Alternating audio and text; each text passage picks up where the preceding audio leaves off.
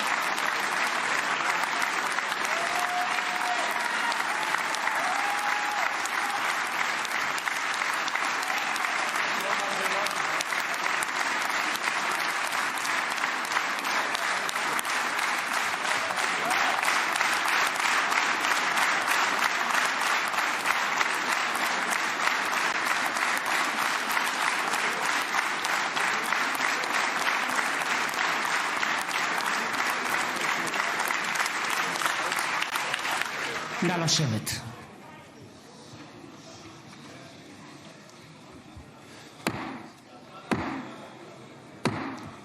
חברות וחברי הכנסת, היום יום שני, כ"א בתשרי התשפ"ו, 13 באוקטובר 2025, ואני מתכבד לפתוח את הישיבה המיוחדת של הכנסת לכבוד נשיא ארצות הברית של אמריקה, מר דונלד ג'יי טראמפ.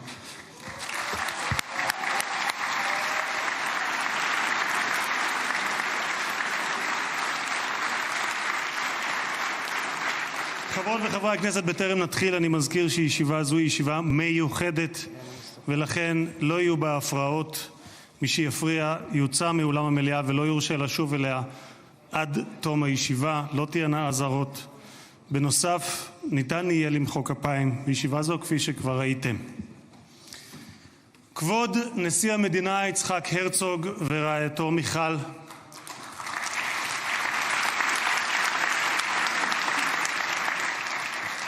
כבוד ראש הממשלה בנימין נתניהו ורעייתו שרה,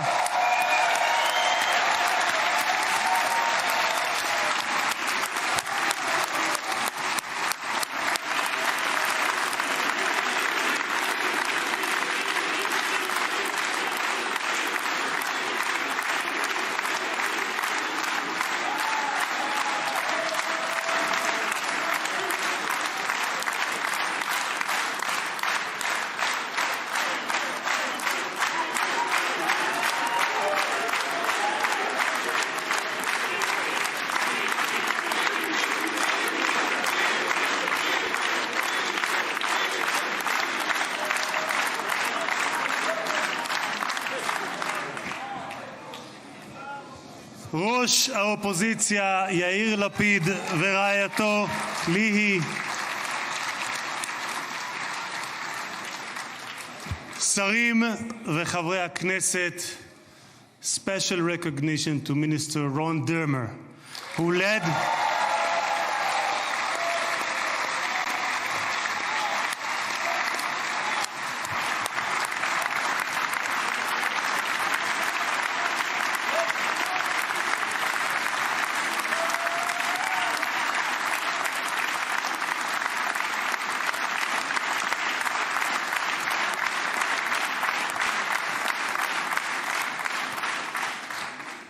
Special recognition to Minister Ron Dermer, who led the negotiation team on behalf of Israel. Thank you, Ron. Secretary of State Marco Rubio,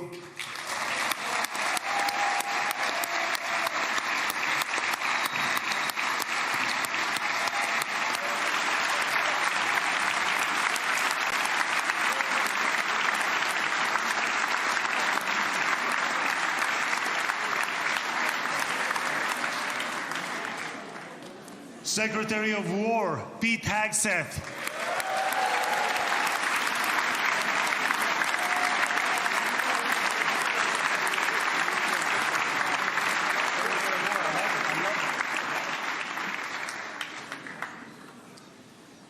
Chairman of the Joint Chiefs of Staff, General Dan Kane,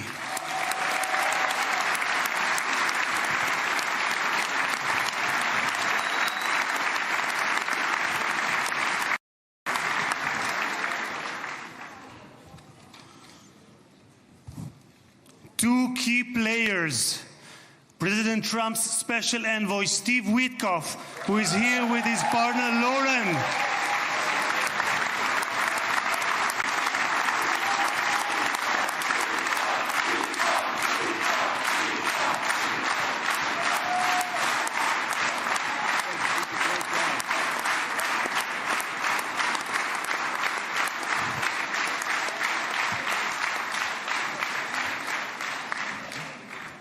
and Jared Kushner, who is here with his wife Ivanka.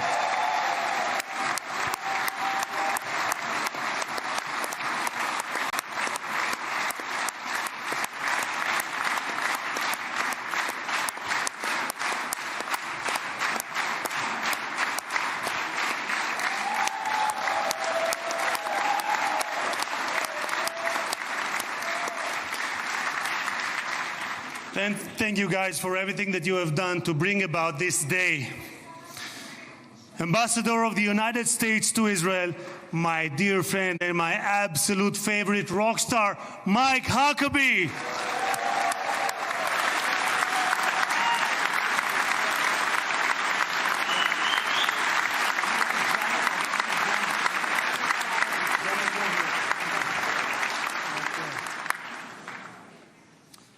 שגריר ישראל בארצות הברית, יחיאל לייטר.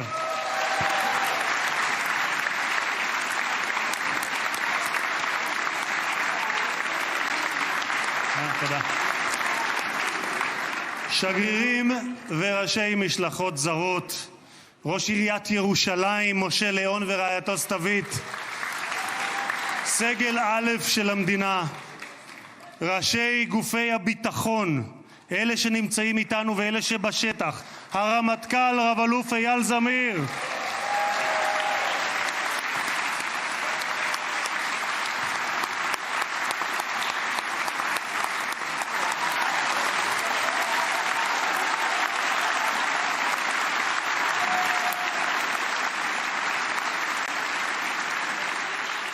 המפכ"ל רב ניצב דניאל לוי,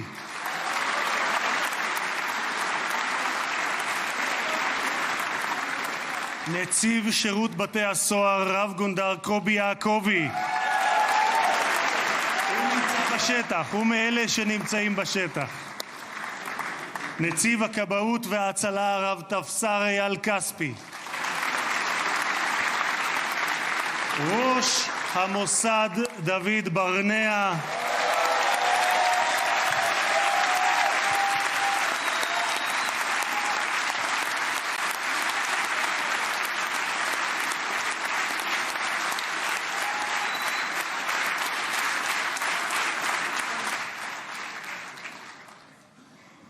ראש שירות הביטחון הכללי, האלוף במילואים דוד זיני, בהצלחה.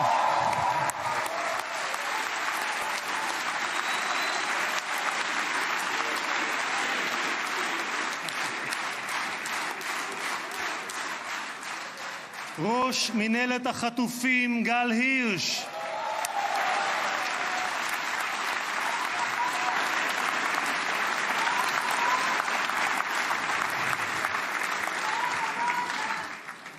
ראשי ערים וראשי רשויות מקומיות, מנכ"ל הכנסת שהרים ב3 ימים ביקור שדרושים לו 3 חודשים לפחות, משה צ'יקו אדרי,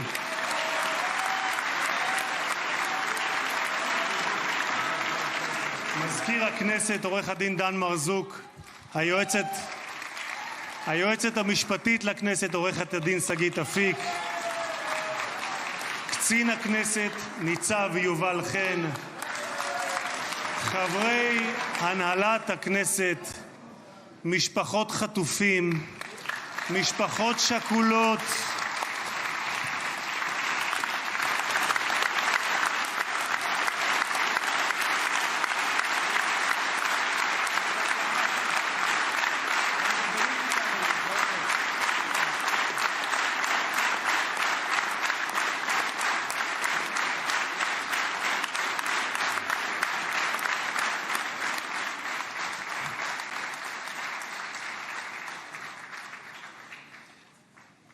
סגל א' של המדינה, מכובדים מהארץ ומהעולם, ואני פוטר בזאת את הדוברים הבאים מאזכור כל המכובדים.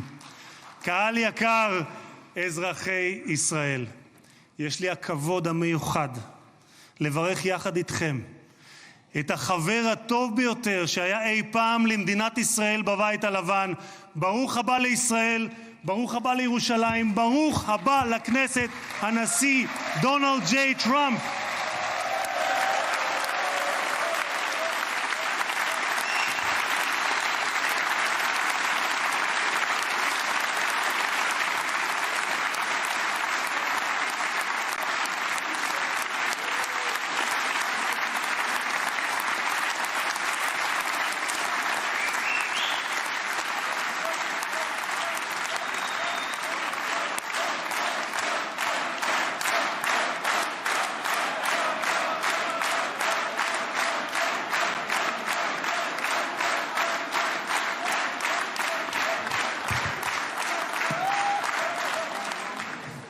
אדוני הנשיא, אני מבקש להודות לך על שהענקת לכנסת את הזכות והכבוד להיות הפרלמנט הראשון מחוץ לארצות הברית שאתה מבקר בו בכהונתך הנוכחית.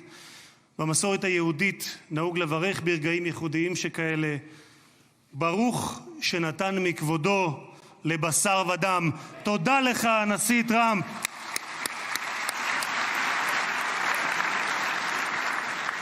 כבוד הנשיא, לפני 2000 שנה הוגלינו בכוח הזרוע מנחלת אבותינו, אבל בכל התפוצות בהן חיינו, מעולם לא שכחנו את ירושלים, הלב הפועם של העם היהודי מאז נוסדה כבירתו לפני 3,000 שנה, ואליה התפללנו שנה אחר שנה אחר שנה. ולפני 7 שנים היית אתה, הנשיא טראמפ, שבשם ארצות הברית של אמריקה הכרת בריבונות הישראלית על ירושלים.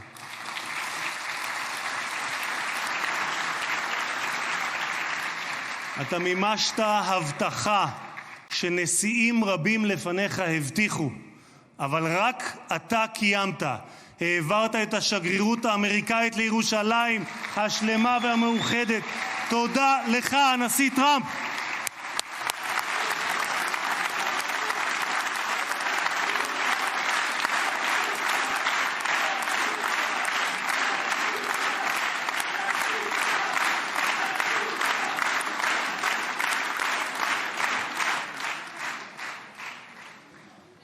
משחר הקמתה נאלצה מדינת ישראל להילחם, אך תמיד הושיטה את ידה לשלום.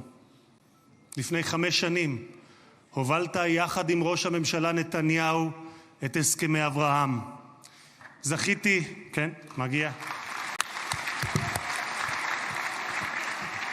זכיתי לכהן בממשלה שחתמה עליהם, ולימים הם היו בעלי משמעות רבה עבורי גם ברמה האישית. משום שלפני 2.5 זכיתי להיות יושב ראש הכנסת הראשון המקבל הזמנה רשמית לבקר בפרלמנט של מדינה ערבית, וזו הייתה המדינה שבה שני הוריי שנמצאים כאן איתנו נולדו וגדלו, מרוקו. קרבת בין ישראל לבין 4 מדינות ערביות בהסכם שבבסיסו שלום תמורת שלום. תודה לך, הנשיא טראמפ.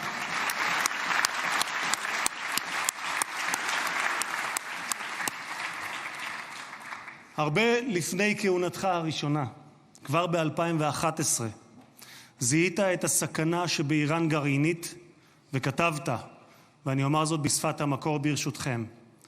Iran's quest of nuclear weapons is a major threat to our nation's national security interests. We can't allow Iran to go nuclear. איום על ארצות הברית משמעו איום על העולם החופשי כולו. את עמדתך העקבית ששמה את אמריקה ראשונה, America first, אך לא לבדה, but not America alone, הבאת עמך לבית הלבן בשתי כהונותיך. לפני 4 חודשים, לאחר שראש הממשלה נתניהו פתח במבצע עם כלבי, הורית על המבצע פטיש חצות, Midnight Hammer, פעולה אמיצה שלא הייתה כמותה עד שאתה הגעת.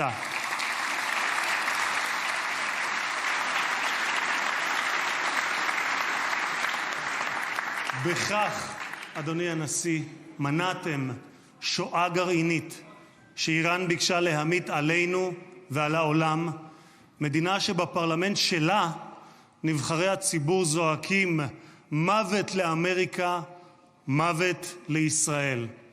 והיום אנו יכולים לומר למשטר האייתולות באיראן, לא יהיה נשק גרעיני. תודה לך, הנשיא טראמפ.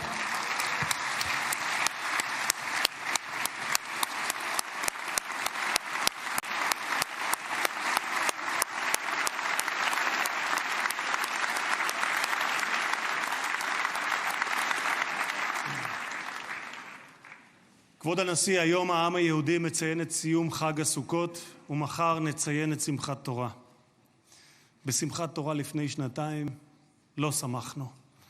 היה זה היום הקשה ביותר שחוותה מדינת ישראל משחר הקמתה, והעם היהודי מאז השואה. עשרות פעמים הגעתי יחד עם מנהיגים זרים למקום הטבח, עם רבים מהם ישבתי לצפות בתיעוד המצולם של הזוועות שאני יודע שגם אתה ראית. שבועות ספורים לאחר 7 באוקטובר ליוויתי את ג'רד ואיוונקה שהגיעו לכאן לאזורים הקשים ביותר. ראינו את מה שקיווינו, היינו קיבוץ כפר עזה ברעים, וראינו את מה שקיווינו שלא יחזור עוד בתולדות האנושות.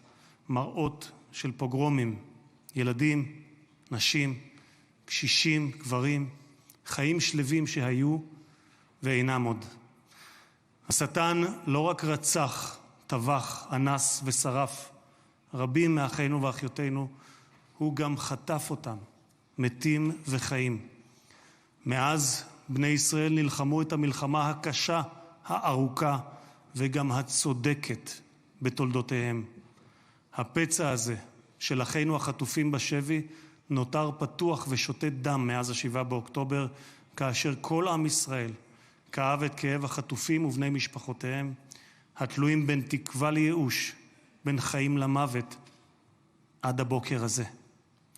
במשך 2, במקום בו יושבים האורחים ביציע שמולנו, כבוד הנשיא, השקיפו מעלינו תמונות החטופים. הבוקר, לקראת האירוע ההיסטורי הזה, זכינו להוריד את התמונות עם חזרתם של החטופים למשפחותיהם. אני אעשה משהו ספונטני, אדוני הנשיא. את סיכת החטופים הזאת בצבעי כחול לבן קיבלתי מצביקה מור, אבא של איתן מור. אני מתכבד להוריד אותה כי לפני רגע דיברתי עם צביקה, איתן כבר בידיהם, והם חוגגים את האיחוד הזה. תודה לך, הנשיא טראמפ.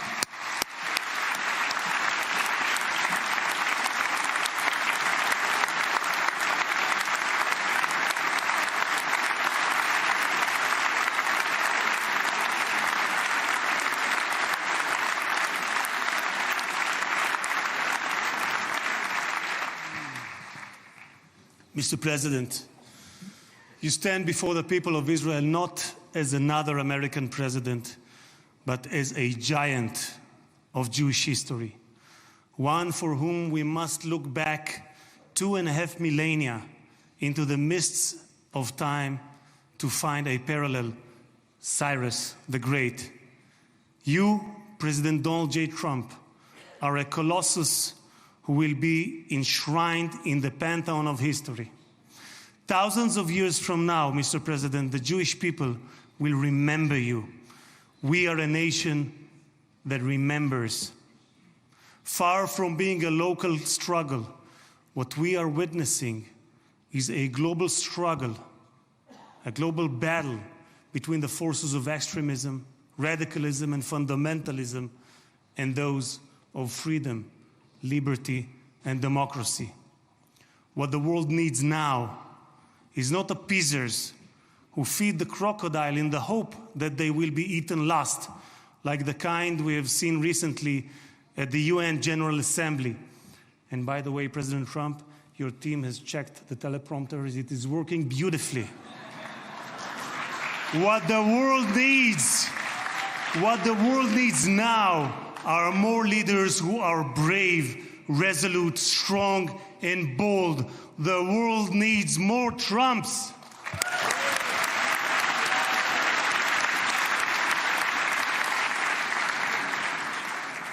Mr. President, with your permission, I would like to take this moment to address Prime Minister Netanyahu.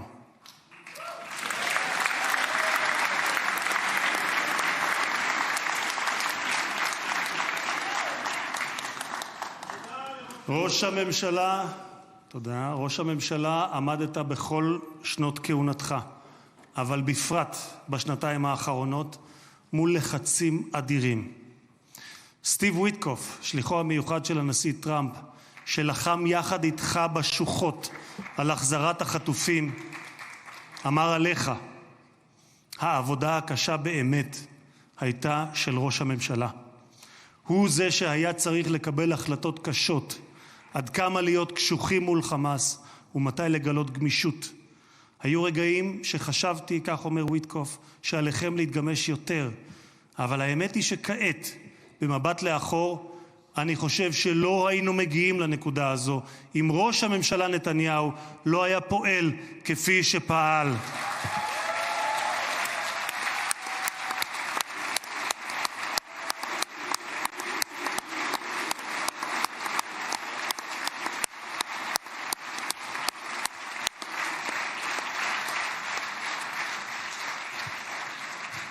גם הנשיא שלי, ממשיך וויטקוף, גם הנשיא שלי, אתה אדוני, הנשיא טראמפ, מאמין בכך. הוא מאמין שראש הממשלה נתניהו קיבל החלטות קשות מאוד, והיו אנשים פחות אמיצים שלא היו מקבלים החלטות כאלה.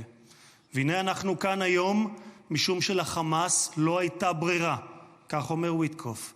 הם נאלצו להגיע להסכם הזה. הלחץ היה עצום ולכם יש צבא גדול. התקדמתם משמעותית בשטח, וזה מה שהוביל להסכם הזה. כך אומר השליח וויטקוף. אדוני ראש הממשלה, אתמול בדרכו לישראל אמר הנשיא טראמפ שאתה הוא האיש הנכון בזמן הנכון.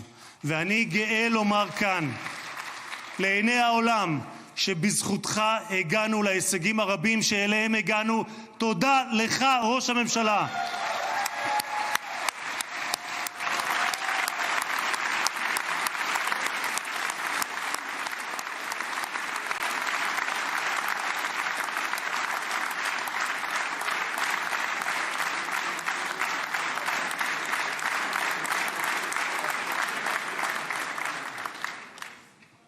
ביום הזה נודה מלב האומה וממעמקי הנפש הלאומית לחיילי צה"ל האמיצים,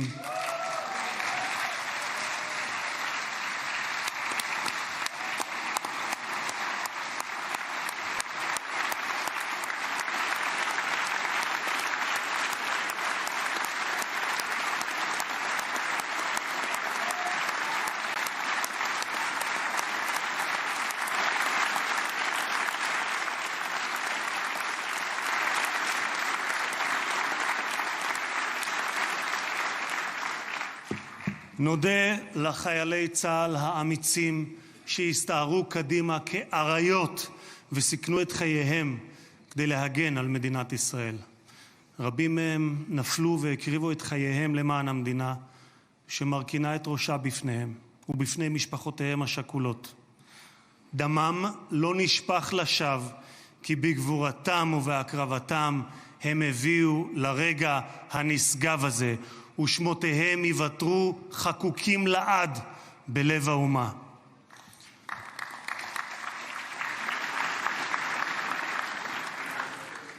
President Trump, you are the president of peace. There was not a single person on this planet who did more than you to advance peace. No one even came close. Your election to the presidency marked a turning point, not only for the United States, but for the entire world. Through your strength of character and unwavering resolve, you brought an end to bloody conflicts in no fewer than 8 regions across the globe. In less than 9 months, you became one of the most consequential presidents in history. You saved countless lives that would have been lost without your leadership. And as our sages teach, whoever saves one life, it is as though he has saved an entire world. You have proven that true peace is achieved through strength, and that only those who are prepared to use force in the present can prevent the need to use it in the future. Mr.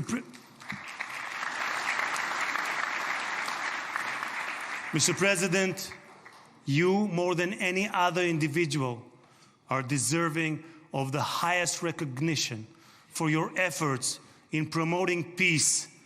Therefore, I hereby announce that together with our good friend, Speaker of the House, Mike Johnson, we will rally speakers and presidents of parliaments from around the world to submit your candidacy for the Nobel Prize, Peace Prize next year. There is no one more deserving than you, President Trump. No one.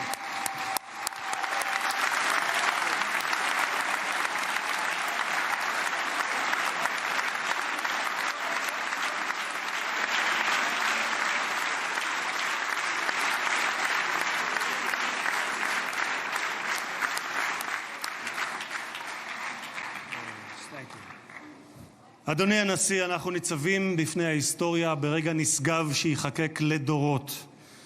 זה יום מאוד מרגש לאזרחי ישראל, יום שכולנו ייחלנו לו. בספר ירמיהו משיב השם לרחל המבכה את בניה. מנעי קולך מבכי ועינייך מדמעה, כי יש שכר לפעולתך, נאום אדוני, ושבו מארץ אויב. ויש תקווה לאחריתך, נאום אדוני, ושבו בנים לגבולם.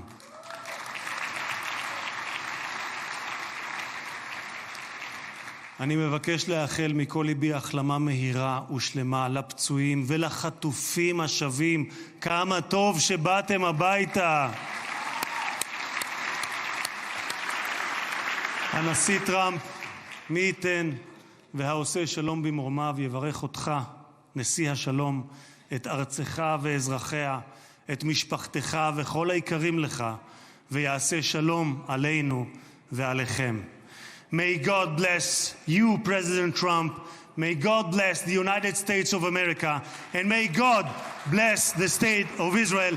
תודה רבה וחג שמח.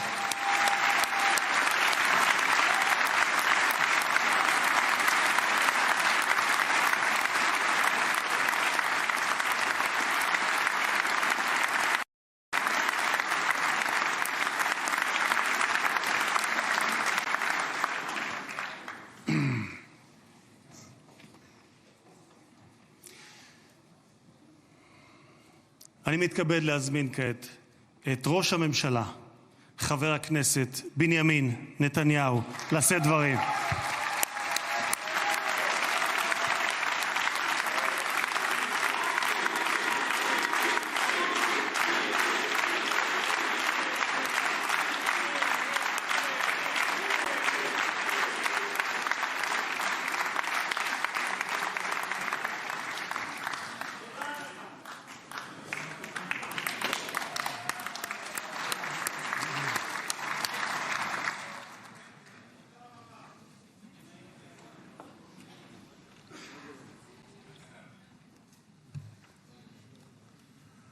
מכובדי הנשיא הרצוג ורעייתו מיכל, מכובדיי הרבים, ובראשם ידידנו הגדול, נשיא ארצות הברית, הנשיא דונלד ג'יי טראמפ.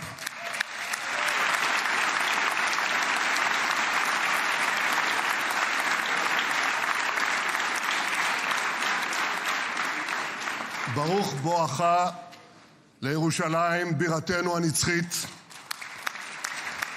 ברוך בואך לישראל ביום המרגש הזה שיחקק בתולדות עמנו. וגם אתה, הנשיא, תחקק בתולדות עמנו, כי כבר נחקקת בתולדות האנושות.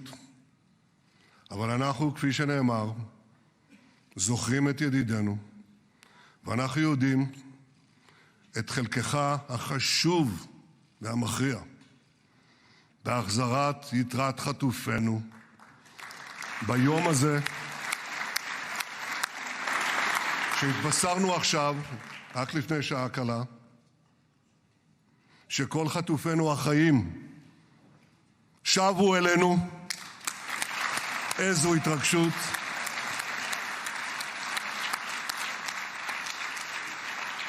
כמה חיכינו לרגע הזה, ואנחנו מחויבים להחזיר את כולם. ואני רוצה להודות לך באופן אישי ובשם האומה כולה. תודה לך, הנשיא טראמפ. תודה לך.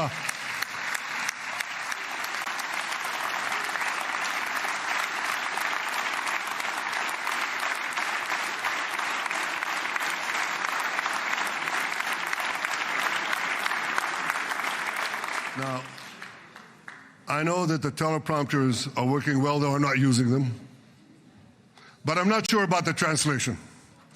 So I'll say words in English. President Trump, the Knesset welcomes you and your distinguished delegation to Jerusalem, our eternal capital.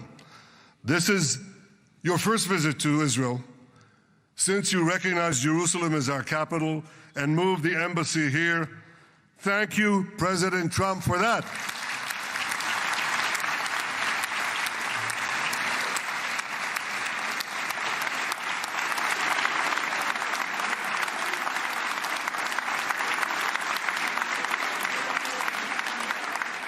There are many other reasons to thank you since your last visit here. Thank you for recognizing Israeli sovereignty over the Golan Heights.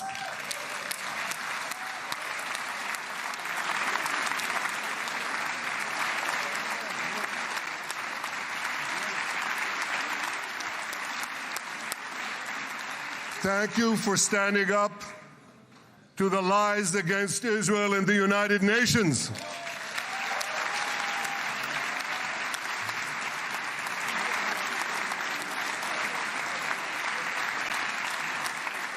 Thank you for recognizing in your 2020 peace plan our rights in Judea and Samaria, the ancestral homeland of the Jewish people.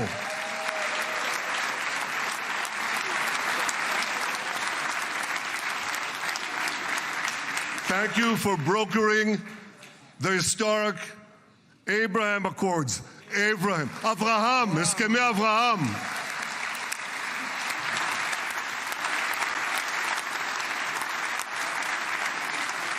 Thank you for withdrawing from the disastrous Iran nuclear deal.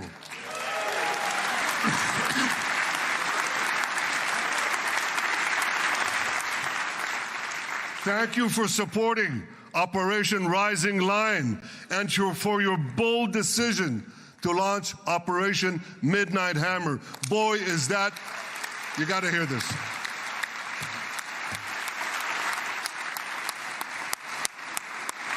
This is the most fitting name ever named for a military operation, because a little after midnight, you really hammered them. Oh, yeah. My friends, this is only a partial list but it's enough to affirm what I've said time and again. Donald Trump is the greatest friend that the state of Israel has ever had in the White House.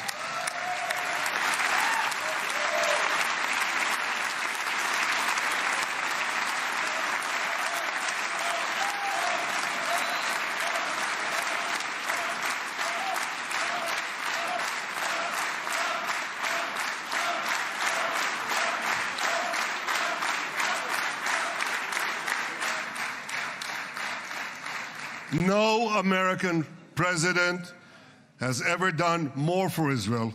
And as I said in Washington, it ain't even close. It's really not a match. Mr. President, today we welcome you here to thank you for your pivotal leadership in putting forward a proposal that got the backing of almost the entire world. A proposal that brings all our hostages home.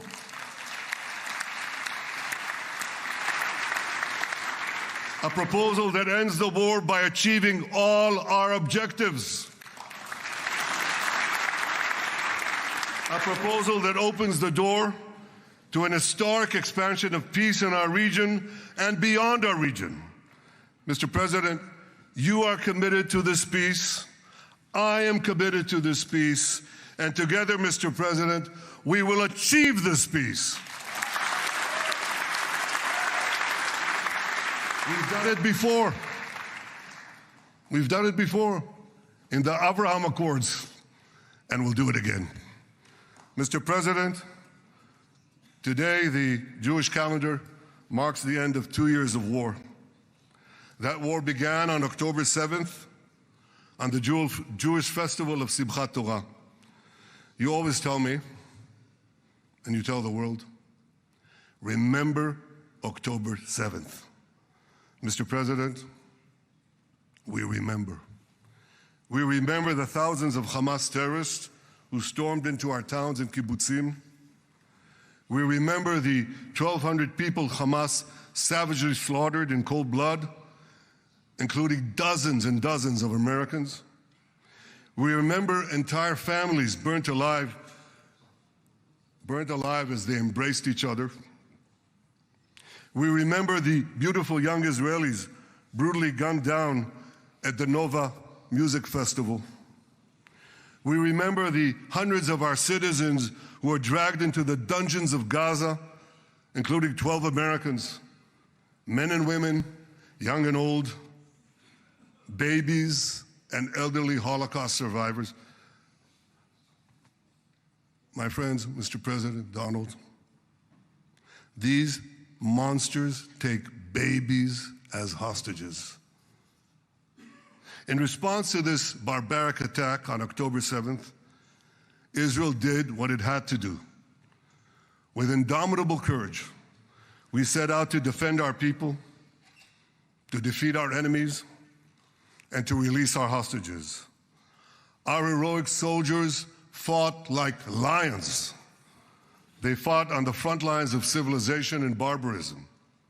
Israel achieved amazing victories over Hamas and the entire Iran terror axis. Sinwar, Dev, Hania, Nasrallah, Assad, they're all gone.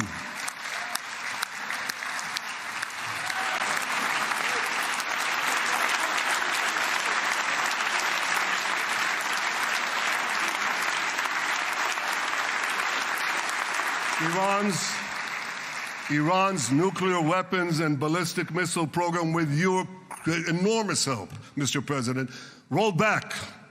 Half the Houthi leadership wiped out. But the price of this victory, the price of these victories, has been heavy. Nearly 2,000 of Israel's finest were lost, nearly half in battle. They left behind parents, spouses, siblings, and children. Their love and laughter, their promise and potential were lost forever. To the families of our fallen fighters, many of them are here, I say, I know the depth of your pain. I know the inconsolable grief that will accompany you for the rest of your lives. The State of Israel bows its head in eternal gratitude to our fallen heroes. Because of these heroes, our nation will survive. Because of these heroes, our nations will thrive. And because of these heroes, our nation will have peace. Mr. President, thousands of our brave soldiers were also wounded, suffering terrible blows to body and soul. Brave soldiers like Ari Spitz. Ari is an American. Ari is an American Israeli who was injured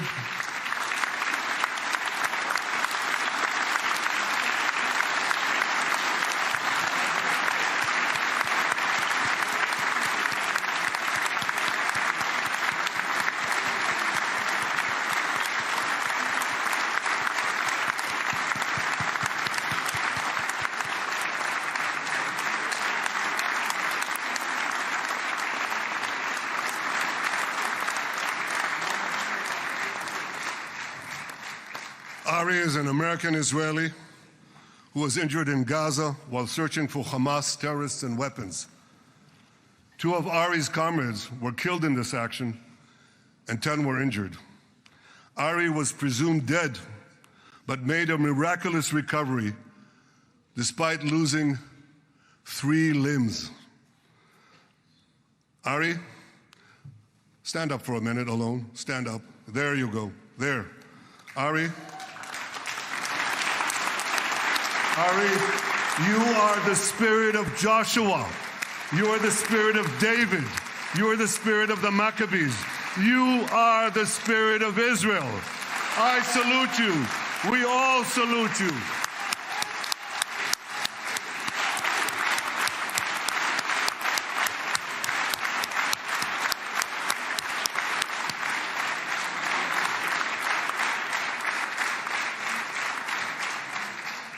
Sabine Tassa of Kibbutz Netiv HaAsara is watching us today from the Israeli consulate in Los Angeles.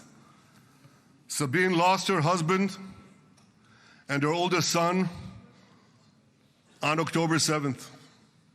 She is the mother of 3 other boys. 2 of them, Koren and Shai, witnessed their father jump on a Hamas grenade to save his 2 sons. We all saw the film of those 2 boys crying out in pain, "Father is dead. Why? Why did God save me?"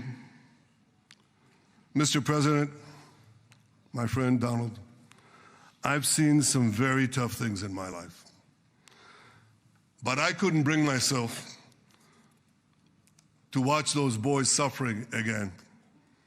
So I didn't see this film except once. Yet Sabine, their mother, has had the strength and fortitude to show this film across the world. And my wife Sarah and I asked her, "Sabine, how do you do it? Why do you do it?" And she answered, "I do it to show the entire world the monsters Israel is fighting and the justice of our cause." This is what she's doing once again in Los Angeles. Sabine, you can hear me now, so I want to tell you on behalf of all of us, you embody the spirit of our biblical heroines, Deborah, Ruth, and Esther. You too are the spirit of Israel, and we all salute you.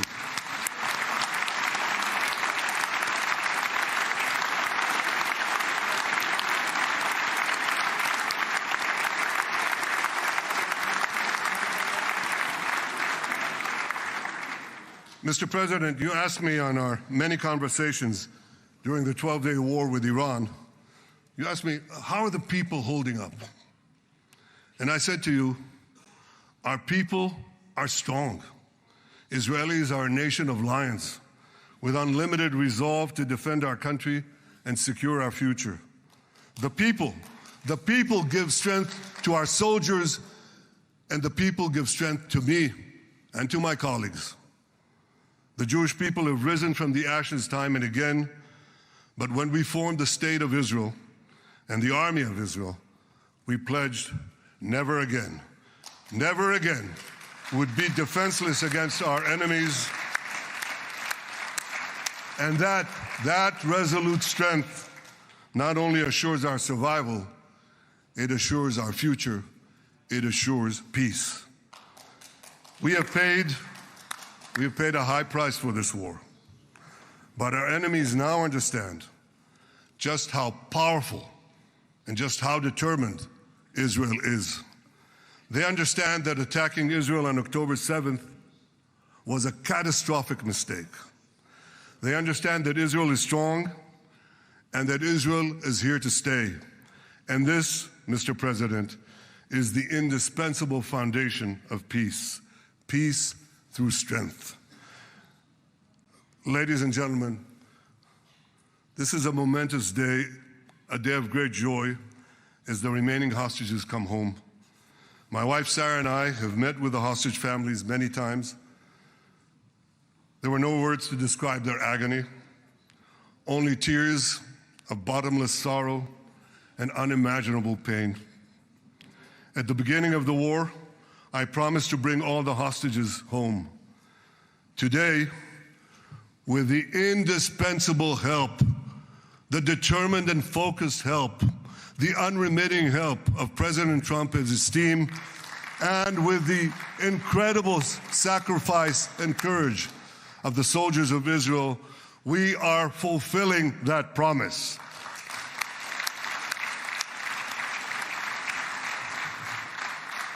It has been a long journey to get here.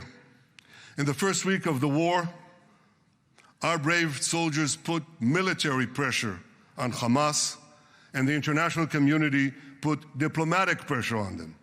This enabled us to secure the release of over 100 hostages. In heroic rescue attempts behind enemy lines, Israel's special forces rescued 8 live hostages and brought back the remains of dozens more. But as time went on, we all know what happened. The diplomatic pressure was turned on its head. More and more governments bought into Hamas's false propaganda. More and more governments succumbed to anti-Semitic mobs in their own countries. They just turned on Israel. They called for us to surrender to Hamas demands, just leave Gaza immediately, they said, end the war without committing to disarm Hamas, without committing to demilitarize Gaza. Had Israel succumbed to those demands, not only would Sinwar, Nasrallah, Assad, and Iran's missile and nuclear program remain intact. Not only that, because in no time, the Hamas killers would be back on the border fence, ready to repeat the horrors of October 7th again and again, as they vowed to do. But just at that point of maximum pressure on Israel, a man named Donald J. Trump was elected President of the United States.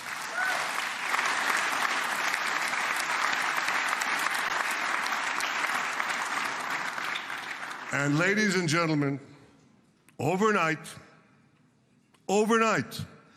everything changed. Everything.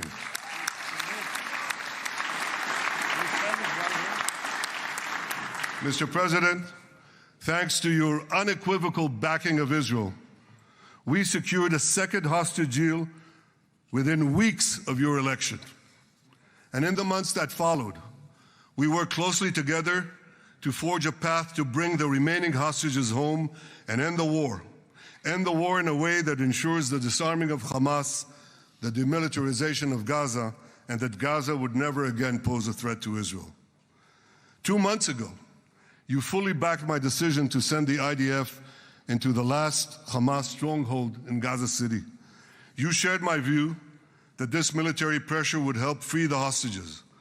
And despite all the criticism, all the naysayers, we were right. Hamas caved in. And 2 weeks ago, you succeeded in doing something miraculous. You succeeded in doing something that no one believed was possible. You brought most of the Arab world, you brought most of the world behind your proposal to free the hostages and end the war. I want to thank Steve Witkoff, Jared Kushner, and Ron Dermer for their great contribution to this effort.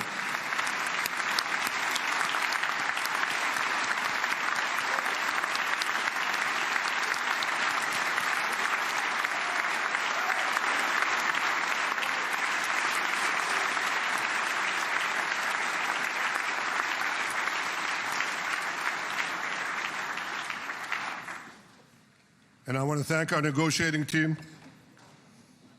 I believe that the close cooperation between the two of us, between our two nations, combining Israel's military pressure and President Trump's unmatched global leadership. I have to tell you, I've seen a lot of American presidents. I've seen them all in the time that I've been here, and I've been here quite a lot of time. I've never seen anyone move the world so quickly, so decisively, so resolutely as our friend President Donald J. Trump.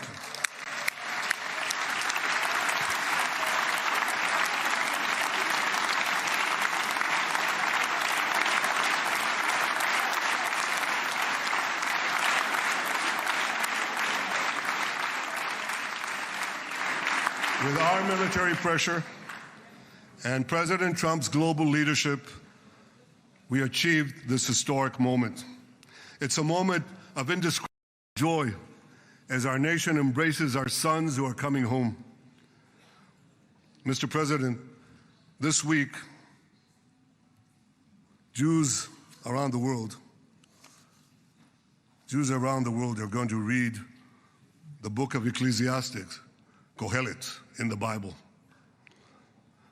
The Bible has many miraculous moments. One of them was your decision to bomb Fordo. I think it was a pivot of history because it wasn't meant only to bomb Fordo. That action and your previous action of taking out Qasem Soleimani, the architect of death, I think that changed the balance of power in the world. You brought America back again to the driver's seat.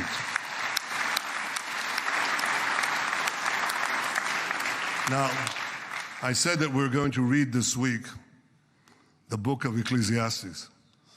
It's not a book of action.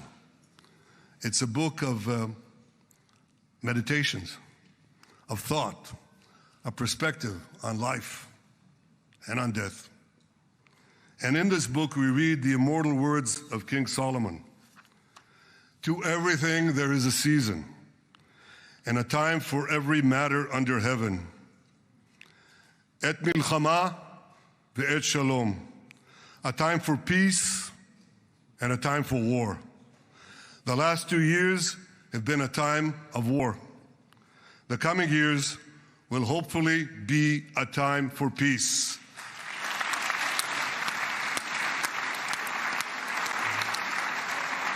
Peace inside Israel and peace outside Israel.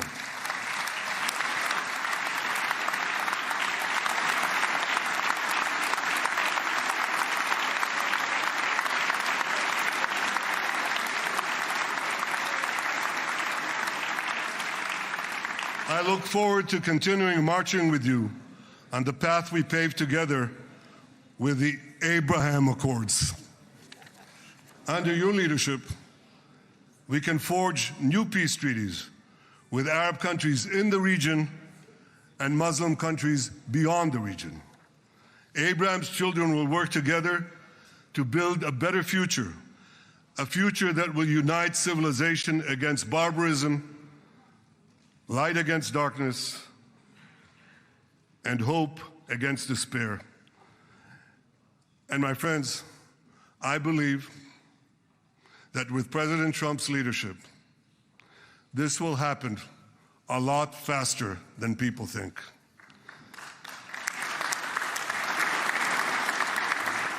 As Prime Minister of Israel, I extend my hand to hold those who seek peace with us.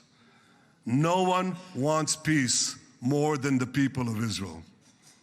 Israel will always remain vigilant in defending itself, and Israel will always remain full of hope. Hope is our national anthem. Hope is our creed. Hope is our strength. It is time, my friends, to realize that hope and expand the circle of peace. Mr. President, thank you for all you have done for us.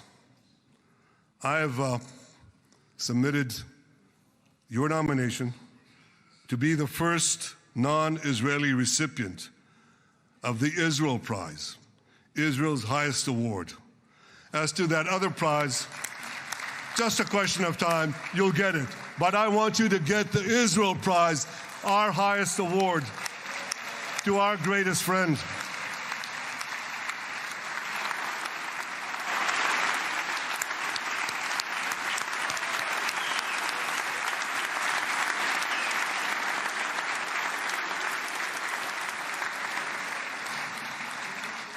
When others were weak, you were strong. When others were fearful, you were bold. When others abandoned us, you stood by our side. On behalf of the government and people of Israel, I thank you for your extraordinary friendship. Thank you for helping bring our hostages home. Thank you for supporting Israel's march to victory. Thank you for paving a path to peace. מכובדי נשיא ארצות הברית, ידידי דונלד, ברוך הבא לישראל, ברוך הבא לירושלים, ברוך הבא ביום המרגש הזה, שהחיינו וקיימנו והגיענו לזמן הזה.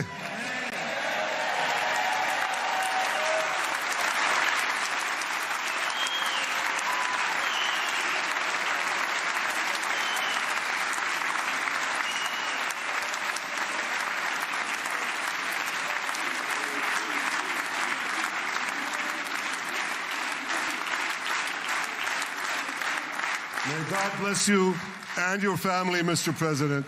May God bless America. May God bless Israel.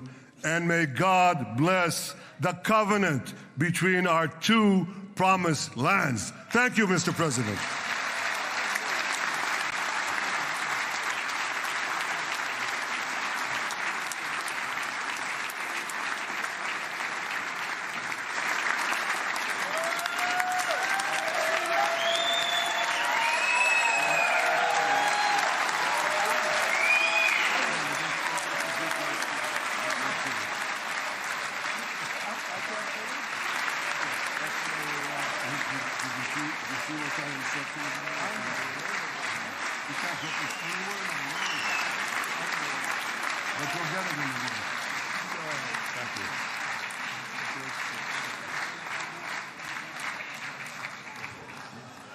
Mr. President.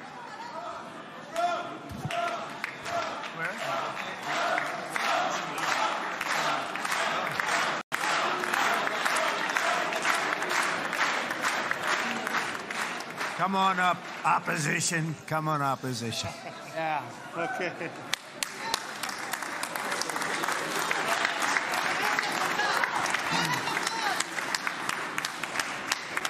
אני מתכבד להזמין כעת את ראש האופוזיציה, חבר הכנסת יאיר לפיד.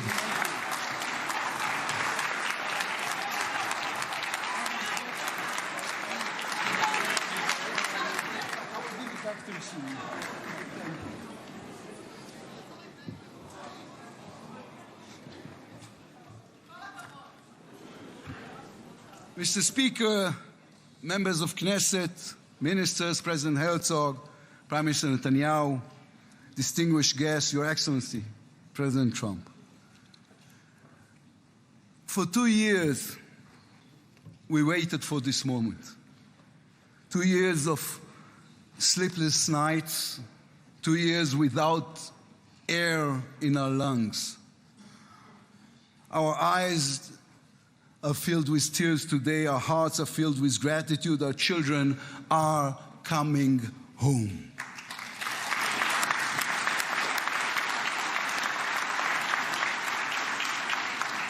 In the Babylonian Talmud, a sacred book of the Jewish people, it is written, whoever destroys one life, it is as though he destroyed an entire world, and whoever saves one life, it is though as he has saved an entire world. Mr. President, you have saved the lives of our hostages.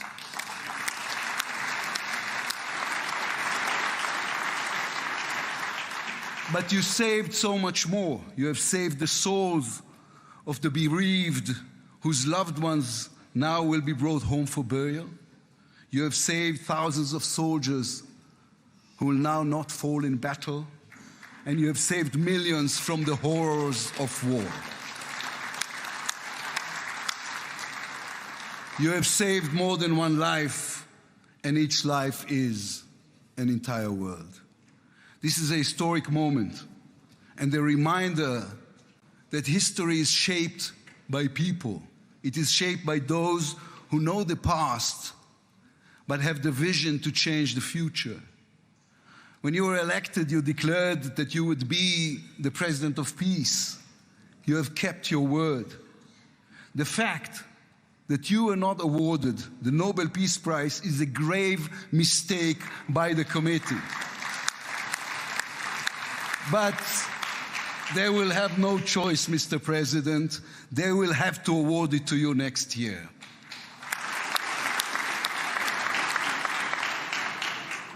Peace will not come by waiting. It will come by building, by reaching out, and by daring once again to believe. You, Mr. President, have done the unimaginable. We will be eternally grateful. But we also need to take responsibility. The destiny of Israel will always be written by the people of Israel. We must now prove ourselves worthy of what has been achieved. From its founding, Israel has said to the world that our strength, our power, rest upon our values. Israel is the strongest country in the Middle East because we are the only democracy in the Middle East. Because we believe in the principles laid in our Declaration of Independence, which says Israel will ensure complete equality of social and political rights to all its inhabitants, irrespective of religion, race, or sex. It will guarantee freedom of religion, conscience, language, education, and culture. It will safeguard the holy places for all religions. Those are our values. That is who we are as people, as a country. Our neighbors must understand one more thing about us. We are not going anywhere. The Middle East is our home. We are here to stay. Our story did not end in the Bible.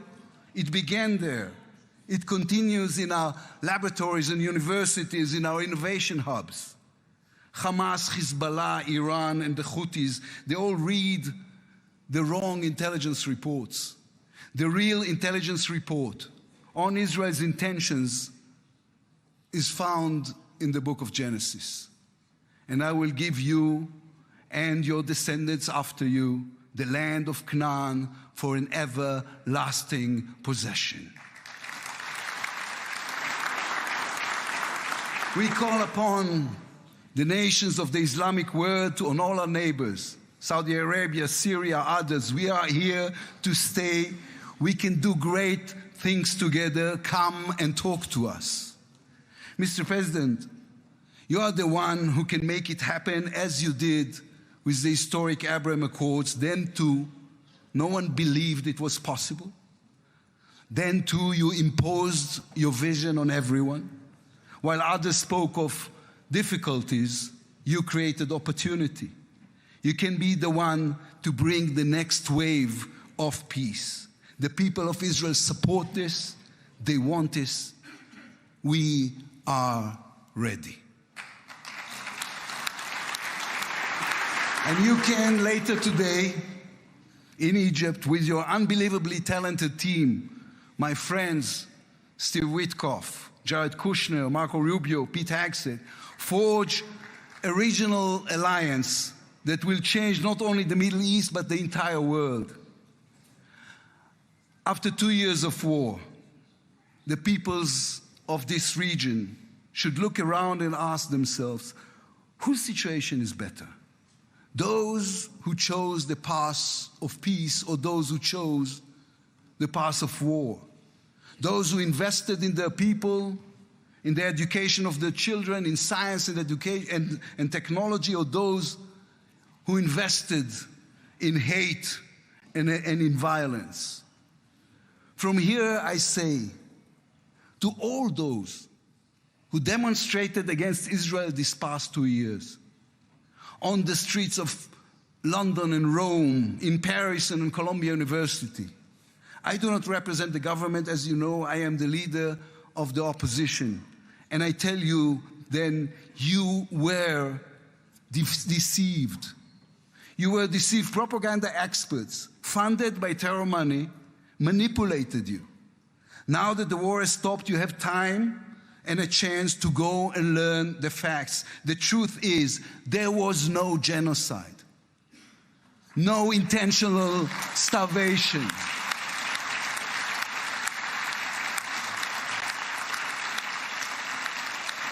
The truth is, there was an army and a country fighting in the most complicated conditions imaginable against terrorists who send their own children to die for a follow-up, who use their own children as human shields. The truth is that a democratic state was attacked by a fanatical terrorist organization. 1,200 people were killed in one day. Women were raped. Babies were burned alive. And all the while, they played with your minds, selling you the absurd idea that supporting Islamic terror is somehow a liberal value. There is good and evil in this world. When you stand with Hamas, you stand with evil. When you stand with Hezbollah, you stand with evil. When you stand with the Iranian regime, you stand with evil. When you stand with Israel, you stand on the side of justice.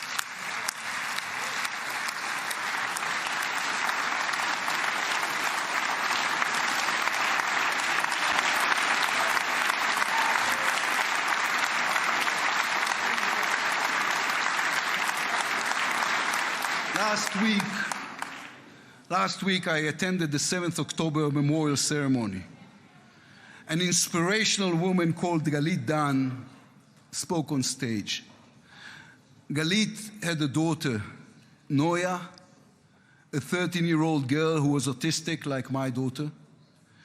And Noya was full of light. She loved Harry Potter. On that dark day, Noya was sleeping at her grandmother's, Carmela's house in Kibbutz Nir Oz. Carmela was 80 years old. Their bodies, grandmother and granddaughter, were found embraced. They were murdered together. On stage at the ceremony, Galit said a sentence that moved us all. We don't want revenge, she said. We want redemption. Today, the redemption begins. Israel has endured 2 terrible years on the battlefield and in the international arena. But in those 2 years, we also rediscovered our own greatness. We remember how good we can be. Our pilots who took control of the skies over Iran. Our industries leading the world in technology. Our civil society which reached out to help every victim of the war. We will move forward toward a different future. Our heroic soldiers who saved us all will fold away their uniforms and rise as teachers and engineers, scientists and innovators, investors and small business owners. We will never be able to repay the debt to those who sacrificed everything these past years, to those who, as President Lincoln said, gave the last full measure of devotion. We can only be worthy of them, worthy of their sacrifice. Mr. President, allow me to speak also to the businessman in you, the deal maker who understands value. If there were one stock in the world I would invest in today, it is the State of Israel. If there were one nation that deserves unrestricted access to GPU chips, to AI and SMR technologies, to American markets, it is the State of Israel. Israel's future is intertwined with our eternal alliance, our strategic and moral covenant with our greatest friends, the United States of America. This war is over. We will always need to stay vigilant, to guard against those who seek our destruction. But the State of Israel is about to reinvent itself. The challenges ahead demand not only strength, but a new vision. It's time to take a new path, to be a nation that is advanced and thriving and peace-seeking. We have waited for this moment, for the end of the war, for the return of the hostages, for the chance to rechannel our grief and loss into the energy needed to rebuild our nation. Thanks to you, Mr. President. Thanks to our soldiers, our lions. Thanks to the millions of great Israeli patriots who filled the streets and the square and never, not for one moment, gave up on the hostages. Thanks to all of them, the strength within us can now rise, succeed, and build for our future and for our children. Thank you very much. God bless the United States of America. Am Israel Chai.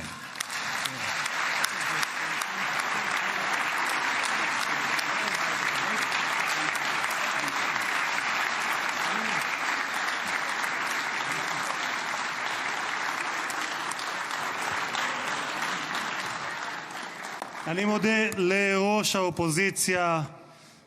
ועכשיו, members of the Knesset, it is now my distinct honor to invite the President of the United States of America, His Excellency Donald J. Trump, to address the Knesset.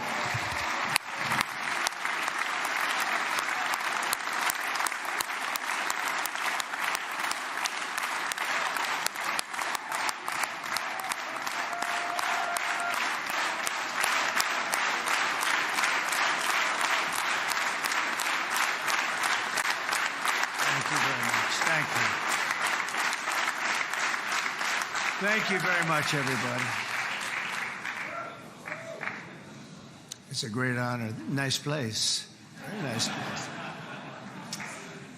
Mr. President, Mr. Prime Minister, Mr. Speaker, esteemed members of the Knesset and cherished citizens of Israel, we gather on a day of profound joy, of soaring hope, of renewed faith, and above all, a day to give our deepest thanks to the Almighty God of Abraham, Isaac, and Jacob.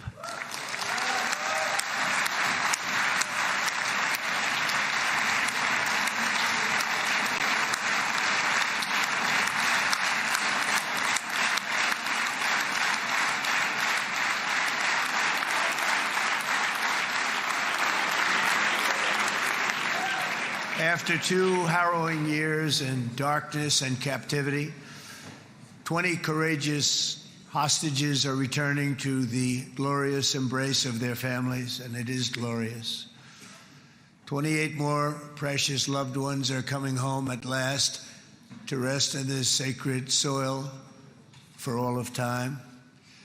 And after so many years of unceasing war and endless danger, today the skies are calm, the guns are silent, the sirens are still, and the sun rises on a holy land that is finally at peace, a land and a region that will live, God willing, in peace for all eternity.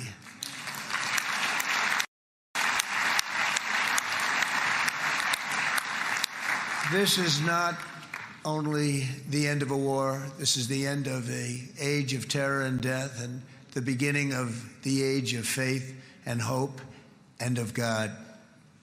It's the start of a grand concord and lasting harmony for Israel and all the nations of what will soon be a truly magnificent region. I believe that so strongly.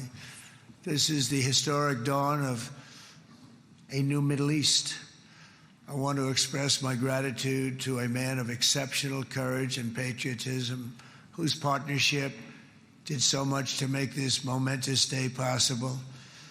You know who I'm talking about. There's only one, Prime Minister Benjamin Netanyahu. Bibi, please stand up.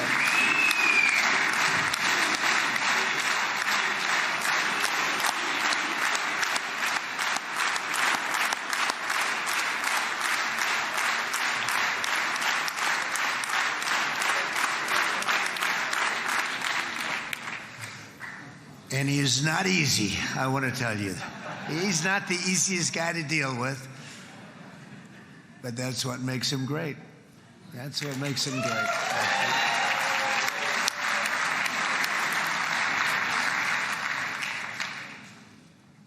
Thank you very much, baby. Great job.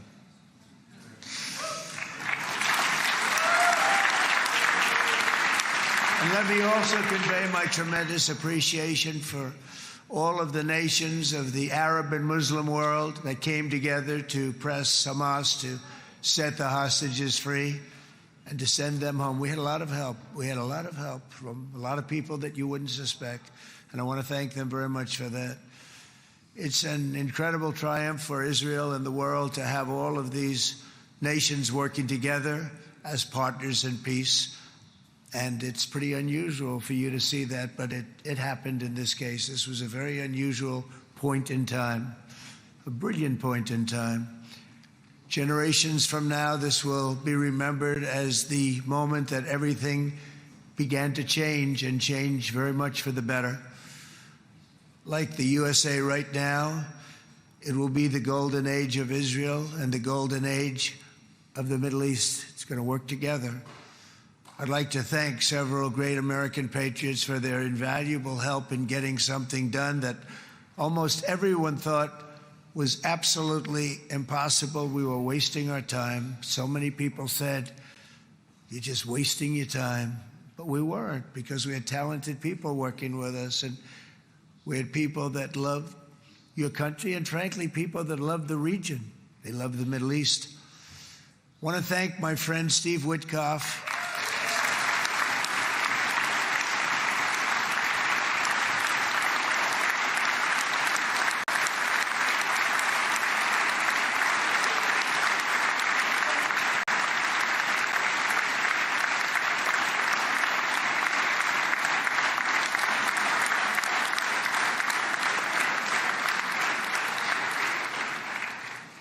You know, Steve was chosen by me.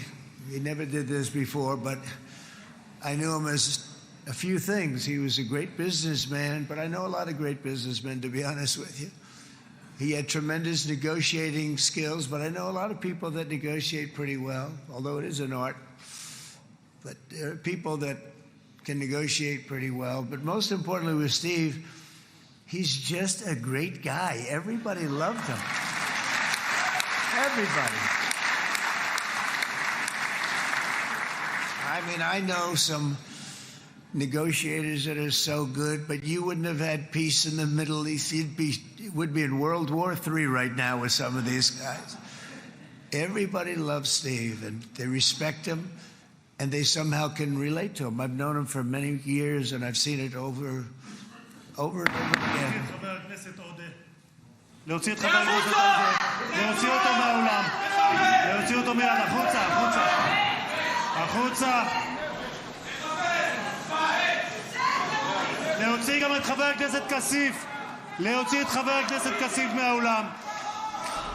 להוציא אותו מיד.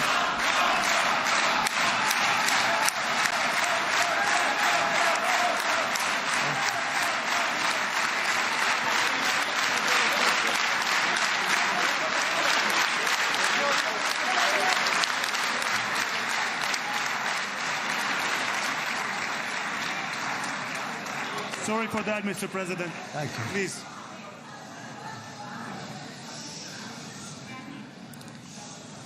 That was very efficient.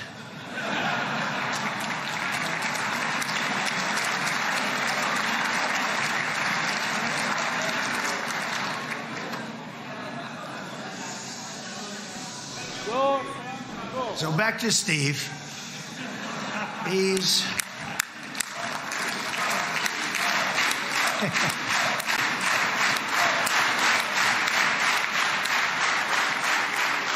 But I tell one story because he was so involved, and then we called in Jared. We need that brain on occasion. We got to get Jared in here. We got to get a certain group of people. But Steve started this all by himself. I call him Henry Kissinger, who doesn't leak.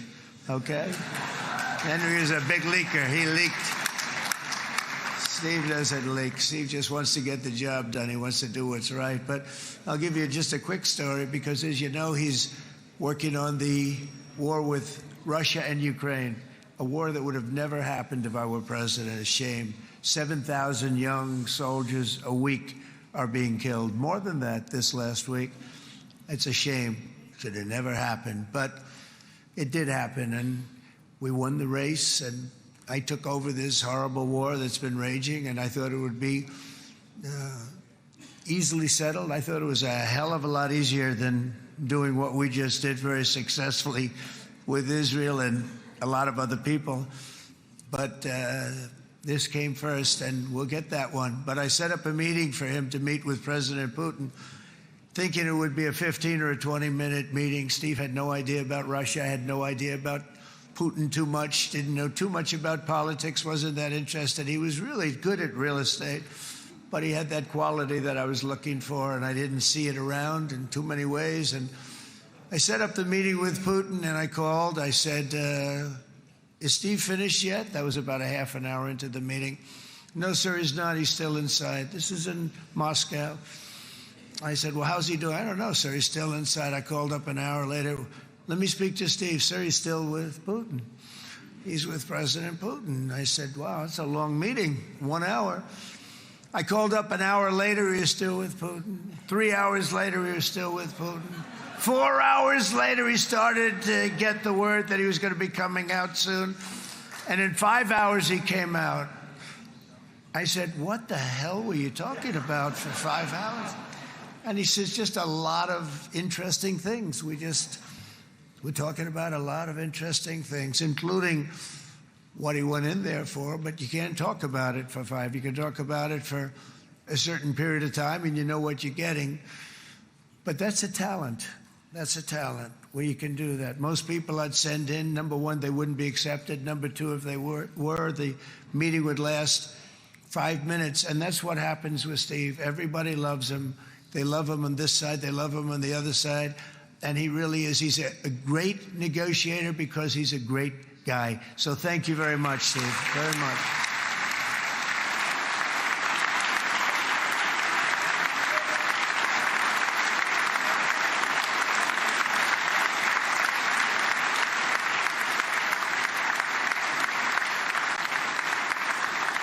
And let me also give a very special thanks to someone who truly loves Israel. In fact, loves it so much that my daughter converted. My daughter converted. I didn't know this was going to happen. And Ivanka's here.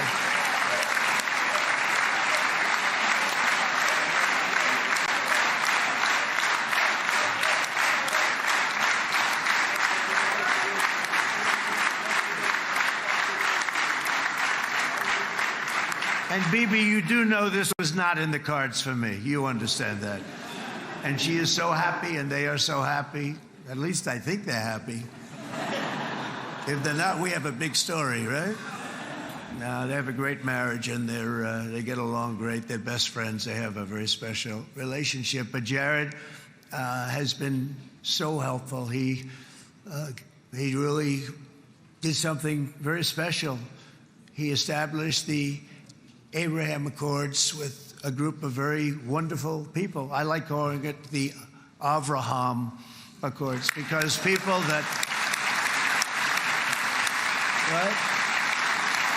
And Avraham. It's so cool. It's so much sort of nicer, you know, the Abraham versus the Avraham.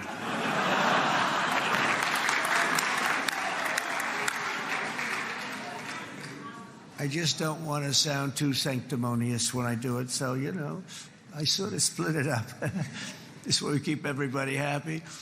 But we have some very great talent, and they have no excuses for anything that's taken place, because we had some unbelievably good people working on this. And then you're going to add a man named Marco Rubio, who is also here. That's right.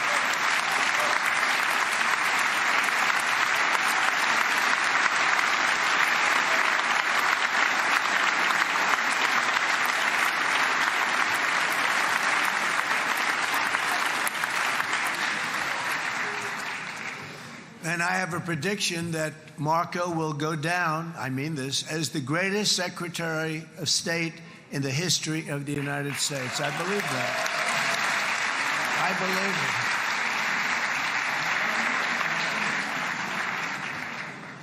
it. And he and I, you know, we really fought it out. You remember, he was tough. He was nasty. Who the hell thought this was going to happen, Marco, right? And now I'm saying he's going to go down as the greatest. He will. He was always smart and sharp, and people respect him. And then we have somebody who's young, but an unbelievable leader. I saw it a long time ago, and he's turned out to be even better than we thought. Right, Susie? I think even better. And that's Pete Hegseth, who is our Secretary of War, formerly Secretary of Defense.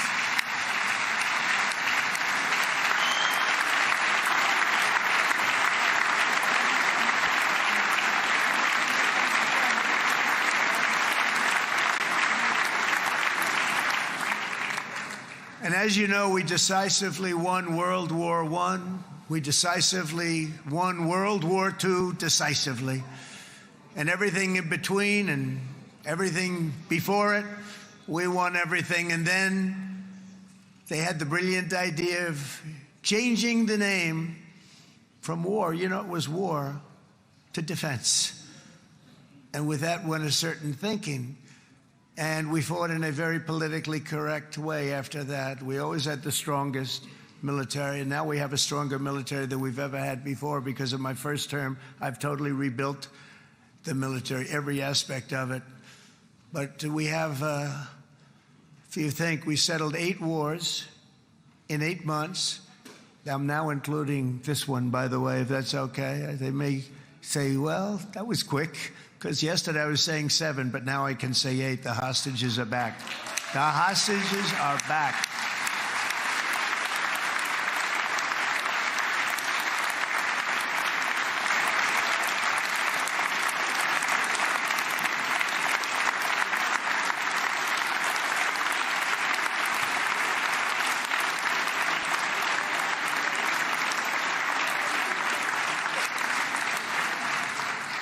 It is a good feeling. Isn't that nice to say? You know, I just said the hostage. First time I said the hostages are back. It feels so good to say it.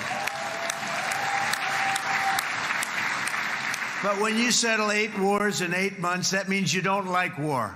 Everyone thought I was going to be brutal. In fact, I remember Hillary Clinton during a debate, she said, look at him, he's going to go to war with everybody.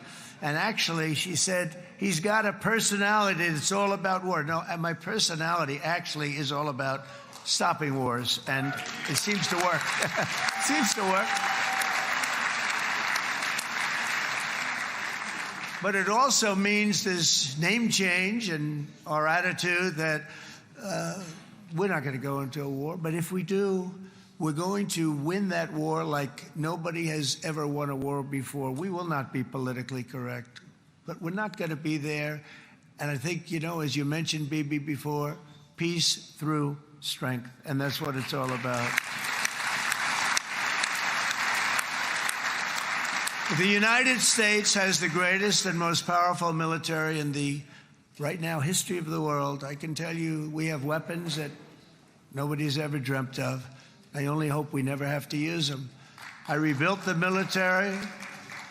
I was proud to do it, but some of the things I hated to do. I hated certain of the weapons because the level of power is so enormous. It's so dangerous, so bad. But we have to do what we have to do. We make the best weapons in the world, and we've got a lot of them. And we've given a lot to Israel, frankly. And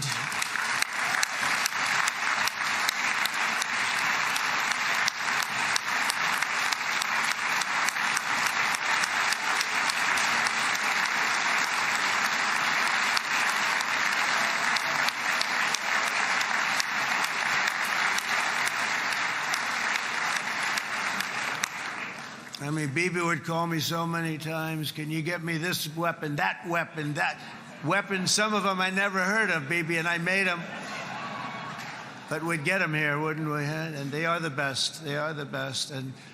But you used them well. It also takes people that know how to use them. And you obviously used them very well.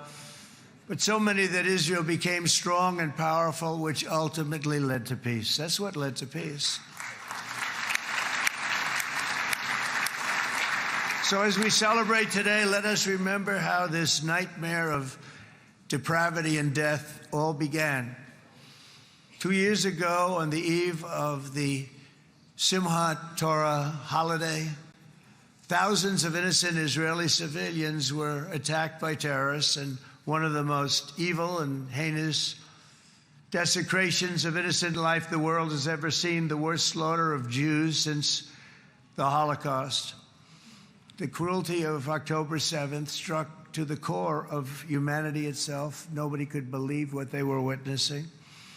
The United States of America grieved alongside you, and we mourned for our own citizens who were so viciously taken that day. And to all the families whose lives were forever changed by the atrocities of that day, and all of the people of Israel, please know that America joins you in those two everlasting vows: never forget and never again.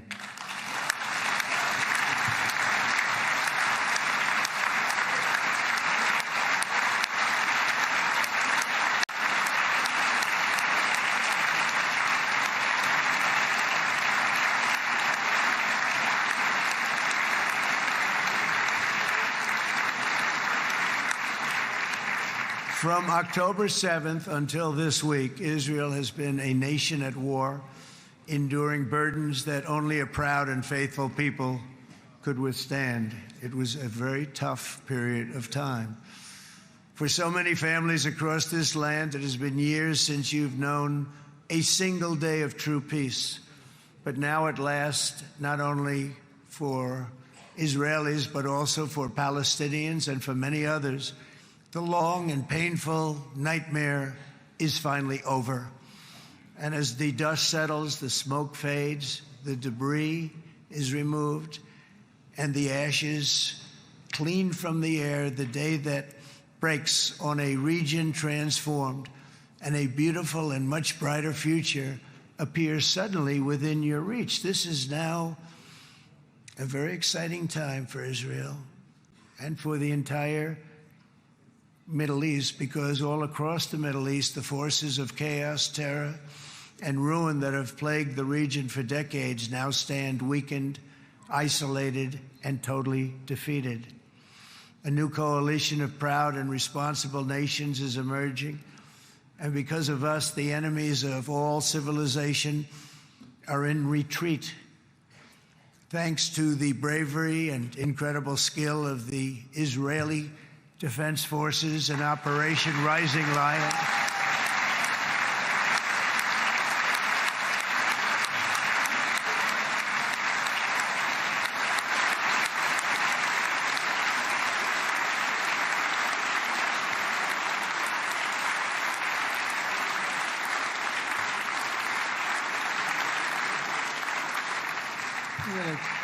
guy's central casting. Let's put him in a movie. Look at him.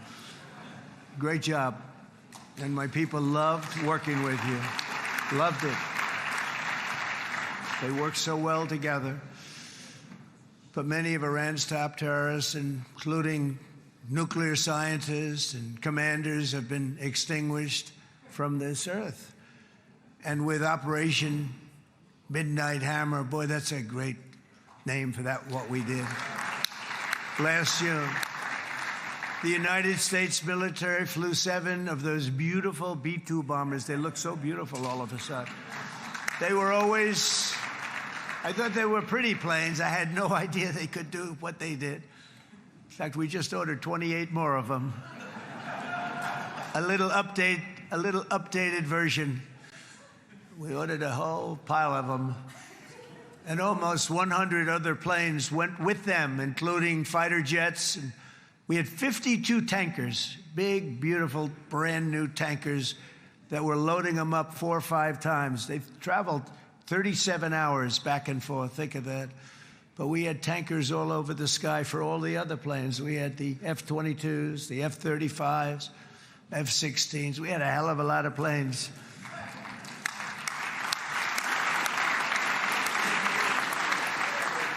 So we had 52 gas stations in the sky. That's what they call them. I'll tell you, I wouldn't want to be flying one of them. We have our great General Raisin Cain right here. General, stand up. This guy. What a general. Thank you.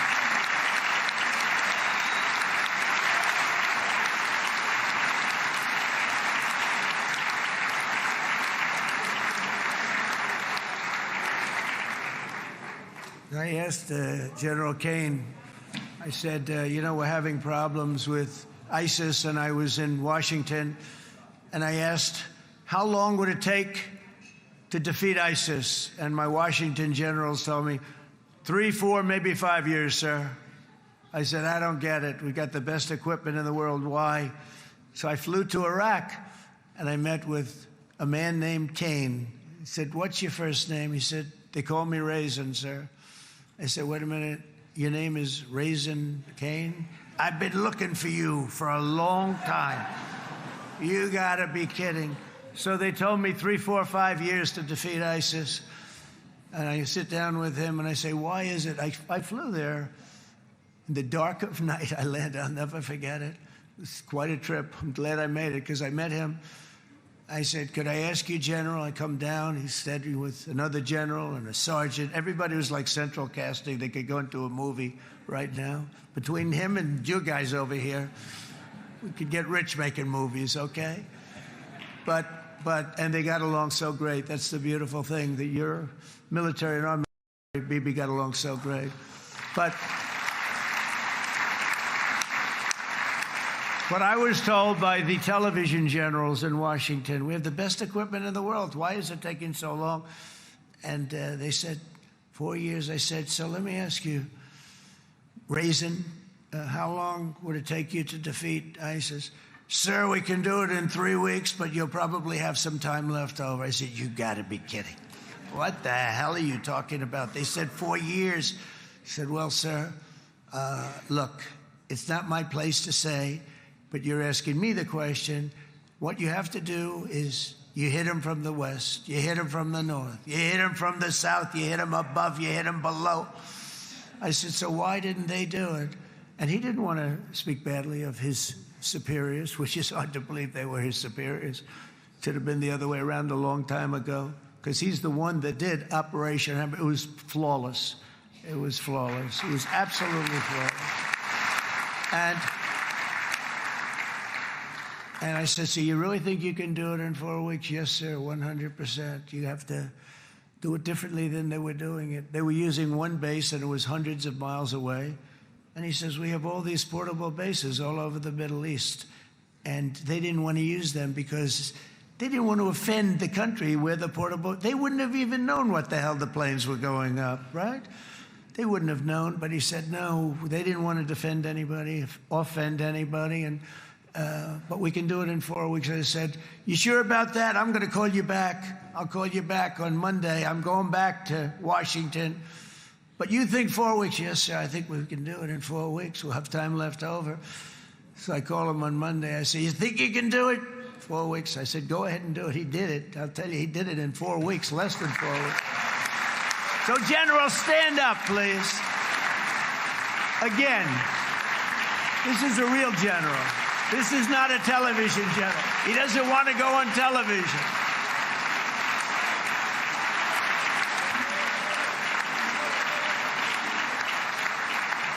He doesn't want to go on television. I said the other guys love being on television. So we dropped 14 bombs on Iran's key nuclear facilities, totally, as I said originally, obliterating them. And that's been confirmed, and everybody understands it. Together we stopped the #1 state sponsor of terror from obtaining the world's most dangerous weapons.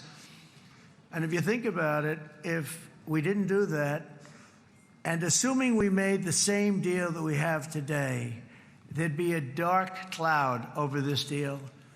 And #1, it wouldn't happen because the other Arab and Muslim nations really wouldn't feel comfortable making the deal that we have now, right? If Iran had that nuclear weapon that they were about 2 months away from having. They would have had it in 2 months or maybe less than that. They were right at, this was our last shot. They looked at it for 22 years. This was our last shot. The pilots told me that. They said, 22 years, sir, they looked at it. Our predecessors looked, they studied it. 3 times a year would do drills on that exact attack.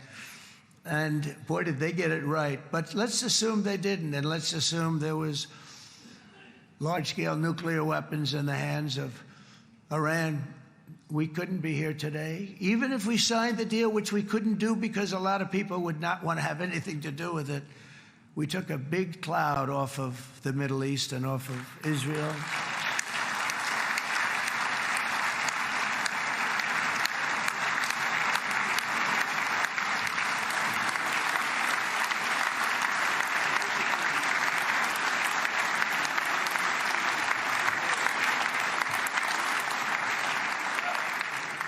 And it was my honor to help. But isn't it true, though, that can you imagine the same, let's assume, Bibi, the same documents, we had everything the same, but you had somebody out there that was, in the opinion of everybody, all-powerful in the Middle East.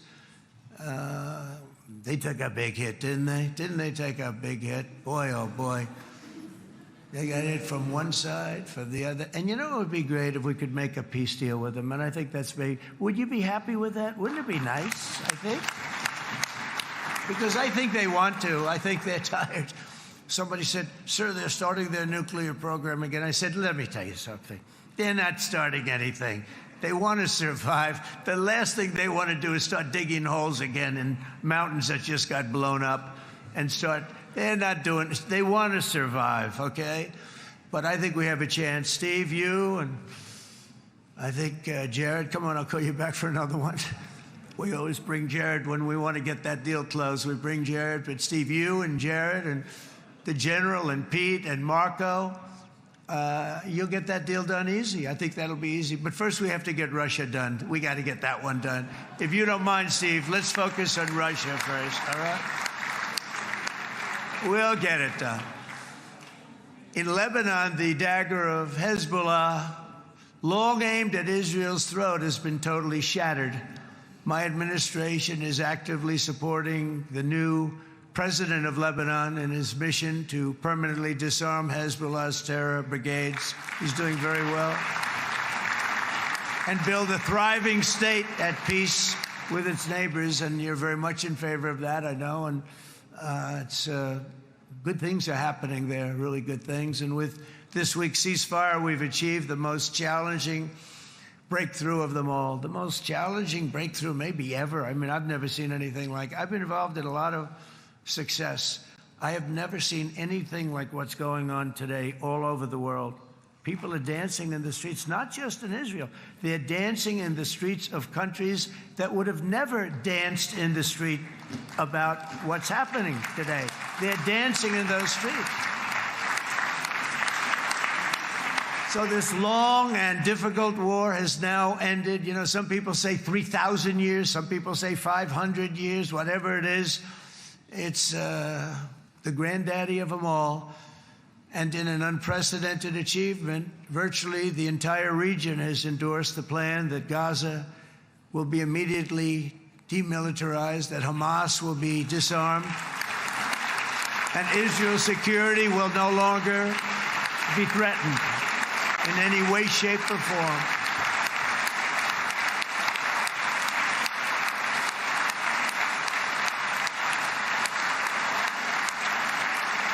So Israel, with our help, has won all that they can by force of arms. You've won. I mean, you've won. Now it's time to translate these victories against terrorists on the battlefield into the ultimate prize of peace and prosperity for the entire Middle East. It's about time you were able to enjoy the fruits of your labor. Mr. Opposition Leader. I said he's a very nice opposition leader. I think... No, he's a nice man. Bibi, he's a nice man.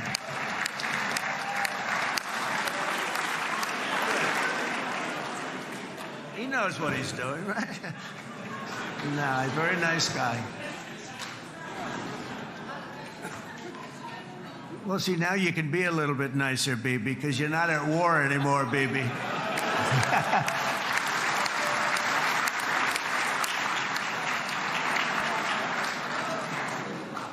But only by embracing the opportunities of this moment can we achieve our goal of ensuring that the horrors of recent years will never happen again. You don't want to have to go through this again. 8 years ago, I came to this region on a very special first trip abroad as the President of the United States. I came here very early at your request. I addressed the leaders of the Arab and Muslim world gathered in Saudi Arabia and said that it was time to build a future free of the grip of extremism and terror. And interestingly, right now, as soon as I'm finished, I'm quite late. You've kept me quite late between opposition leaders and Bibi's brilliant but very long speech. I thought I was going to run up here, make a speech, and then head to Egypt. It didn't work out, though. And you made a pretty long one, too, sir.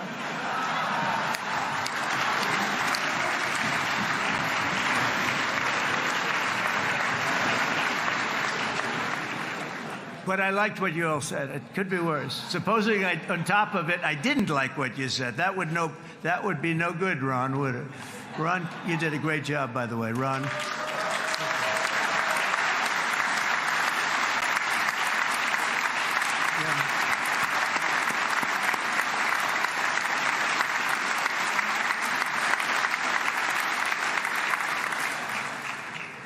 So I'm going to be meeting, actually, in a little while, I'm going to be meeting with the most powerful, the richest nations, really, in the world, although now, with the tariffs, the United States is by far the richest nation in the world, as you probably have been reading. But the richest nations, most powerful nations, you know, tremendous, headed by some tremendous people in many cases. Some cases I wouldn't say necessarily I would endorse. But I will tell you, some incredible people that really helped us make this all possible. So I'll be going there. I'll be quite late. They might not be there by the time I get there. But we're going to give it a shot.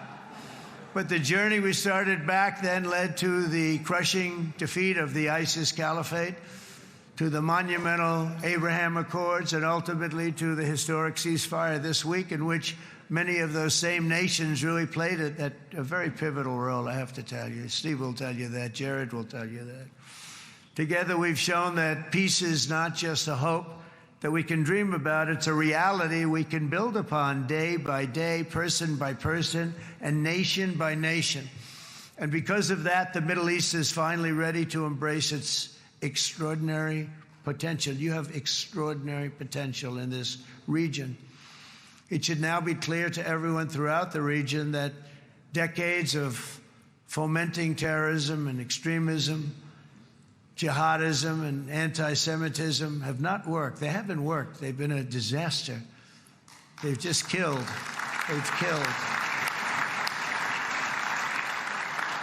They've backfired completely and totally. They've just totally backfired. Everything that you thought, take it worst case, it's turned out to be worse than that. They have not worked. From Gaza to Iran, those bitter hatreds have delivered nothing but misery, suffering, failure, and death. They've served not to weaken Israel, but to annihilate the very forces that did the most to foment this hatred. And it's really, I mean, everybody that's tried it has become irrelevant. Meanwhile, we've seen those nations that set aside their differences, reached across ancient divides, and pursued engagement are now among the most successful in the region. They're getting along with Israel, and they're doing great. And I can tell you the 4 nations that joined the Abraham Accords early on, and you'd all be doing me a favor, and I'm going to be saying this in a little while to some other friends, would love you all to, is this right, Jared? Join up in the Abraham Accords. We have to join up and get together. You can have that whole thing filled out. We had a very weak administration, worst president in the history of our country by far. And Barack Obama was not far behind, by the way.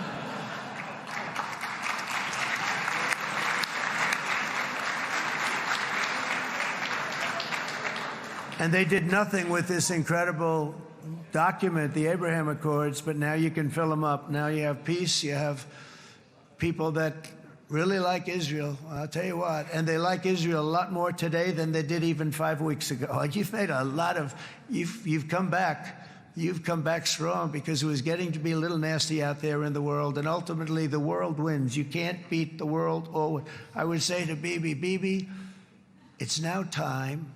And he understood it better than anybody, because ultimately, you know, the world's a very big place. And I've said a lot. I said, this piece of land is very small. It's unbelievable what you've done with that tiny, you look at a map even of just not the world, the Middle East, and you have this little dot. And think of what you've done. It's incredible. It's incredible.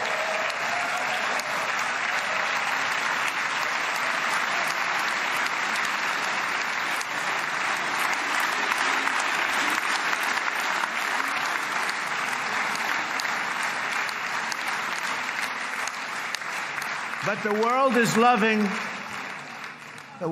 loving Israel again. And I said to people, you know, the world is big and it's strong.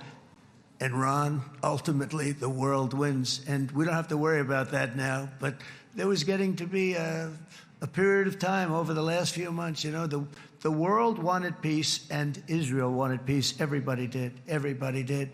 And what a victory it's been, right? What a victory it's been. If you would have gone on for 3-4 more years, keep fighting, it was getting bad. It was getting heated. The timing of this is brilliant. And I said, Bibi, you're going to be remembered for this far more than if you kept this thing going, kill.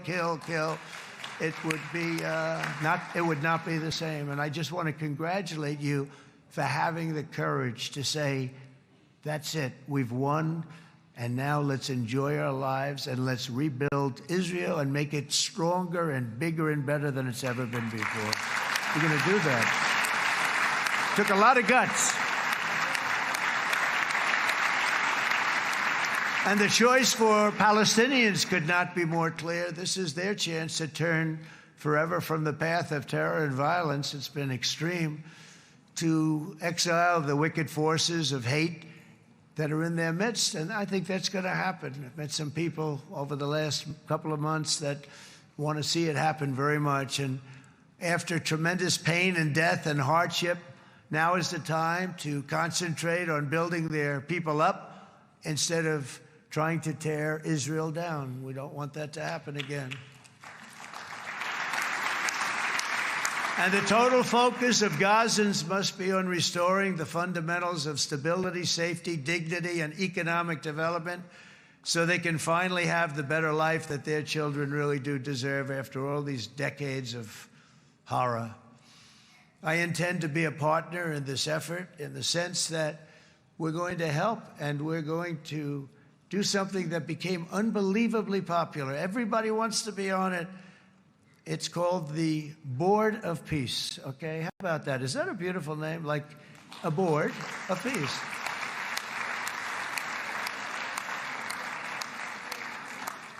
The only bad thing from my standpoint, every single nation involved has asked me to be the chair, and I'll tell you, I'm very busy. I didn't count on that, but you know what? If we do it, we'll do it right, and we have unbelievable power and wealth, because you're going to need wealth. You're going to need wealth to rebuild things, and they have wealth like few people have wealth. I want to thank the Arab and Muslim nations for their commitment that they've made to support a safe rebuilding of Gaza and beyond. I have many Arab countries, very wealthy countries, that came up and said, we'll put up tremendous amounts of money to get rebuild Gaza, and I think that's going to happen. The power, they want dignity, they want to come forward, and they want to say, and I want to say who they are, because what they're doing is going to be, I think, something that you're going to be very impressed with, Bibi, and you need that. You need the kind of economic power that they have, and they want to see it work, and they want to see it be safe, and they want to see it be good for Israel, too. And as much money as it will be, and it's a lot, as you can see, it's a lot. For these countries, it's relatively little relative to their worth. It's really a lot of money like most people could never even conceive, but for these countries, it's not that much, especially because it ensures success and stability in the Middle East, which is what they want to see. So many of them will be with us in Egypt in a little while, I think. I'm not sure. They may be gone. They may have taken their Boeing 747s and left. I said, what kind of a plane do you fly? 747. I said, that's a large plane. No, they may have. Steve, do you think they've left on their their brand new Boeing 747s? Or, I don't know. We're going to find out soon. It's going to be a big story. There'll be 2 people left, and they'll be the 2 poorest ones.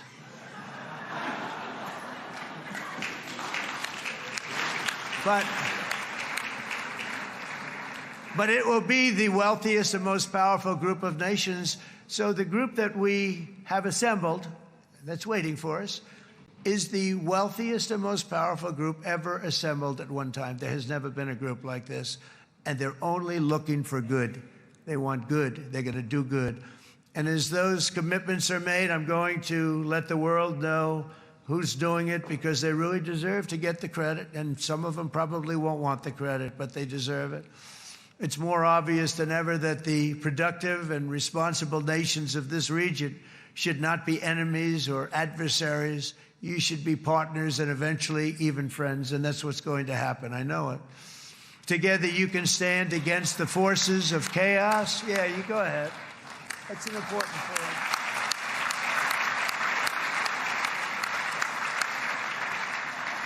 Because you can stand against the forces of chaos that threaten all of your interests, and it's always a big threat, and unleash incredible prosperity and opportunity for all the people of these lands, and that's what's going to happen. You're going to unleash numbers and success, the likes of which Israel has never been able to think of, because you're so firm, and you should be, and you've done the right thing in defending yourself. You're not going to have to worry so much about it. You've won, and now you can build, and you can do things that you never even thought possible. When you put that genius into doing something else, it's going to be something it's going to be a miracle. The miracle in the desert, it's going to be amazing. And it already is in a true sense. But it'll be wonderful when you can spend time thinking about other than war and defense and offense also. To that end, it's my firm hope and dream, frankly, that together the Abraham Accords will turn out to be everything that we thought they would. Those 4 countries were very, very brave in doing it. They did it at a very early point, and every single one of them benefits unbelievably financially. And if you noticed, even in this bad period that we just went through, they all remained a member of the Abraham Accords. They've done unbelievably well. And you know who you are, and I want to thank you. And they've stayed because of loyalty, but they've also stayed because it was really good business. They've made a lot of money being members, and you're going to all, I hope that every one of the countries that we're seeking, Jared, I hope they join quickly. No games, no nothing. Just join, get it. It's going to be a great peacemaker. It's really going to bring it together beyond anybody's wildest dream. So instead of building fortresses to keep enemies at bay, the nations of this region should be building infrastructure to weave your commerce closer together, because you've got to compete with the big world out there in commerce now. It's a different kind of competition. Instead of making weapons and missiles, the wealth of this region should flow to schools and medicine, industry, and frankly, the new hot thing, artificial intelligence. It's a lot of intelligence you're going to have to be throwing off to pay back these sums of money that they're doing. But that's really the hot one. And I might say that the United States, a year ago, was a dead country. I say it to people. I heard it first from the King of Saudi Arabia. I then heard it from UAE. I heard it from Qatar. I heard it from many other countries. A year ago, the United States of America was a dead country. Now it's the hottest country anywhere in the world. It is the hottest. There's no question about it.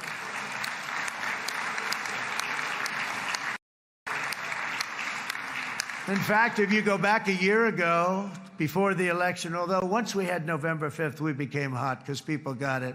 I would say November 5th was a time that we became really hot. But once you go back a couple of years, if I were in charge and the country was doing what they were, nobody was going to ask me to speak.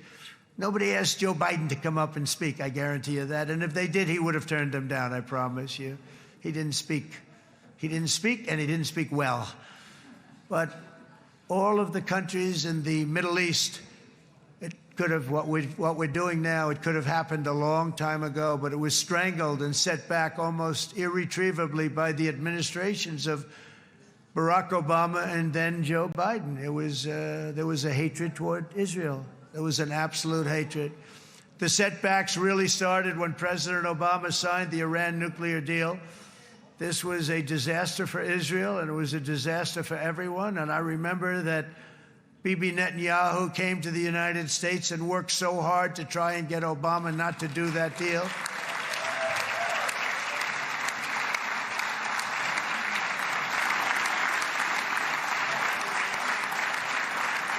He worked so hard. But it was like talking to a wall. I remember him telling me it was like talking to a wall. They wanted to go with Iran. They chose Iran, frankly, over a lot of other good nations, but specifically Israel. And that was the beginning of a very bad period of time. You had Obama go out, and the Iran nuclear deal turned out to be a disaster. And by the way, I terminated the Iran nuclear deal, and I was very proud to do it.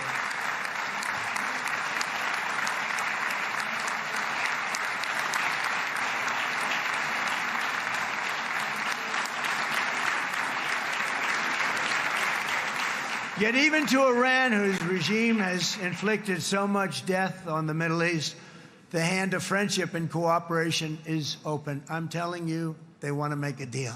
That's all I do in my life. I make deals. I'm good at it. I've always been good at it. And I know when they want. Even if they said, we don't want to make a deal, I can tell you they want to make a deal. All right, they do. They want to make a deal, and we're going to see if we can do something, because this is crazy what's happening, and we're not going to have this anymore. Neither the United States nor Israel bear the people of Iran any hostility. We merely want to live in peace. We don't want any looming threats over our heads, and we don't want to even think in terms of nuclear destruction. It's not going to happen, never will happen. There's nothing that would do more good for this part of the world than for Iran's leaders to renounce terror, stop threatening their neighbors, quit funding their militant proxies, and finally recognize Israel's right to existence. They have to do that. They have to do that. And to Iran, and as you know, this is not said out of weakness. There's no weakness. But I'm going to say this, that we are ready when you are, and it will be the best decision that Iran has ever made. And it's going to happen. It's going to happen. And they're good people. I know a lot of Iranians in the United States. They're good people, smart, hardworking people. They don't want to see what's happened to their country. The story of fierce Israeli resolve and triumph since October 7th should be proof to the entire world that those who seek to destroy this nation are doomed to bitter failure. The state of Israel is strong, and it will live and thrive forever.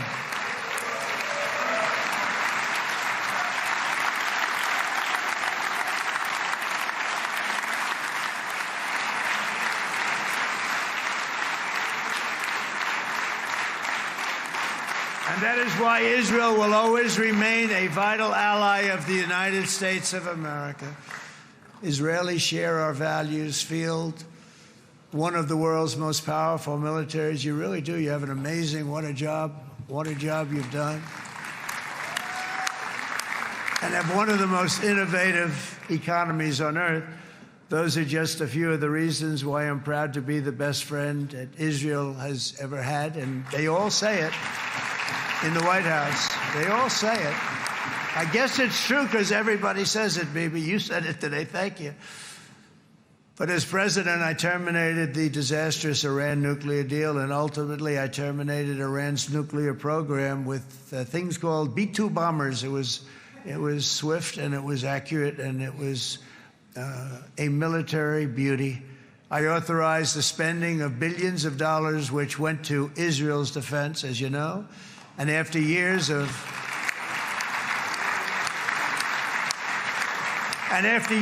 broken promises from many other American presidents, you know that, they kept promising. I never understood it until I got there. There was a lot of pressure put on these presidents. It was put on me too, but I didn't yield to the pressure. But every president for decades said, we're going to do it. The difference is I kept my promise and officially recognized the capital of Israel and moved the American embassy to Jerusalem.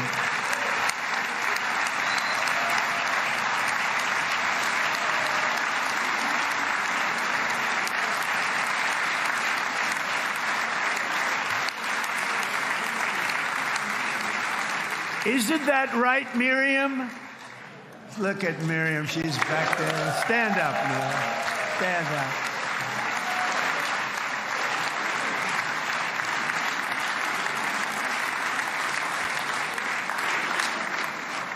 Miriam and Sheldon would come into the office. They'd call me. He'd call me. I think they had more trips to the White House than anybody else I could think of. Look at her sitting there so innocently. She's got $60 billion in the bank, $60 billion. And I think she's saying no more. And she loves Israel, but she loves it, and they would come in, and her husband was a very aggressive man, but I loved him. He was a very aggressive, very supportive of me. And he'd call up, can I come over and see you? I say, Sheldon, I'm the president of the United States. It doesn't work that way. He'd come in, we would do. But they were very responsible for so much, including getting me thinking about Golan Heights, which is probably one of the greatest things to ever happen to Israel.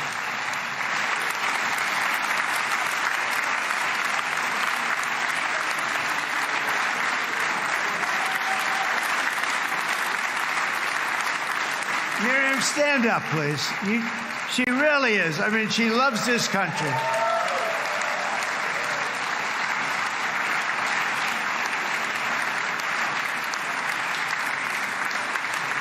She loves this country. Her and her husband are so incredible. We miss him so dearly.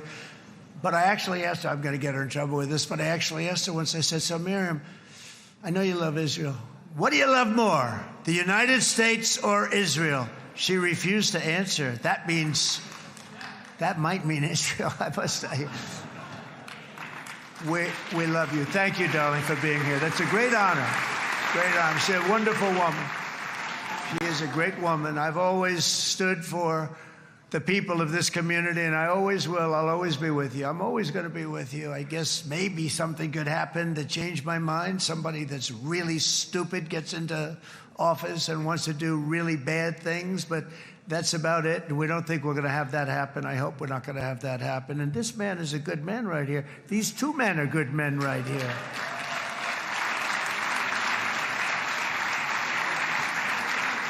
Hey, I have an idea.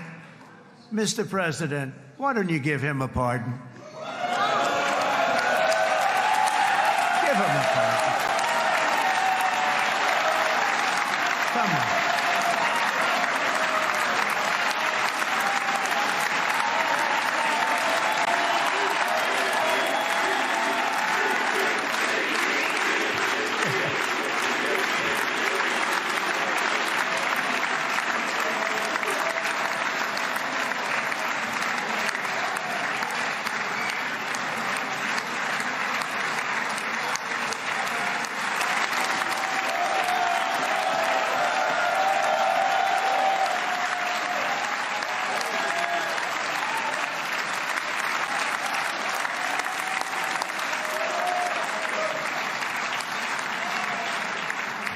By the way, that was not in the speech, as you probably know.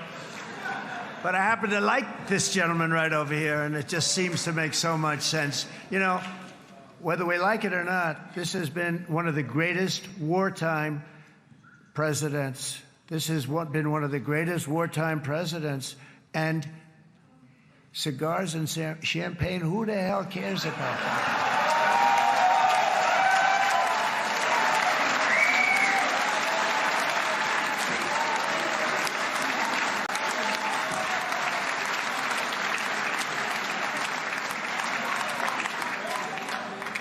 All right, enough controversy for the day, right? Actually, I don't think it's very controversial. So, you know, I see so popular. You are a very popular man. You know why? Because you know how to win.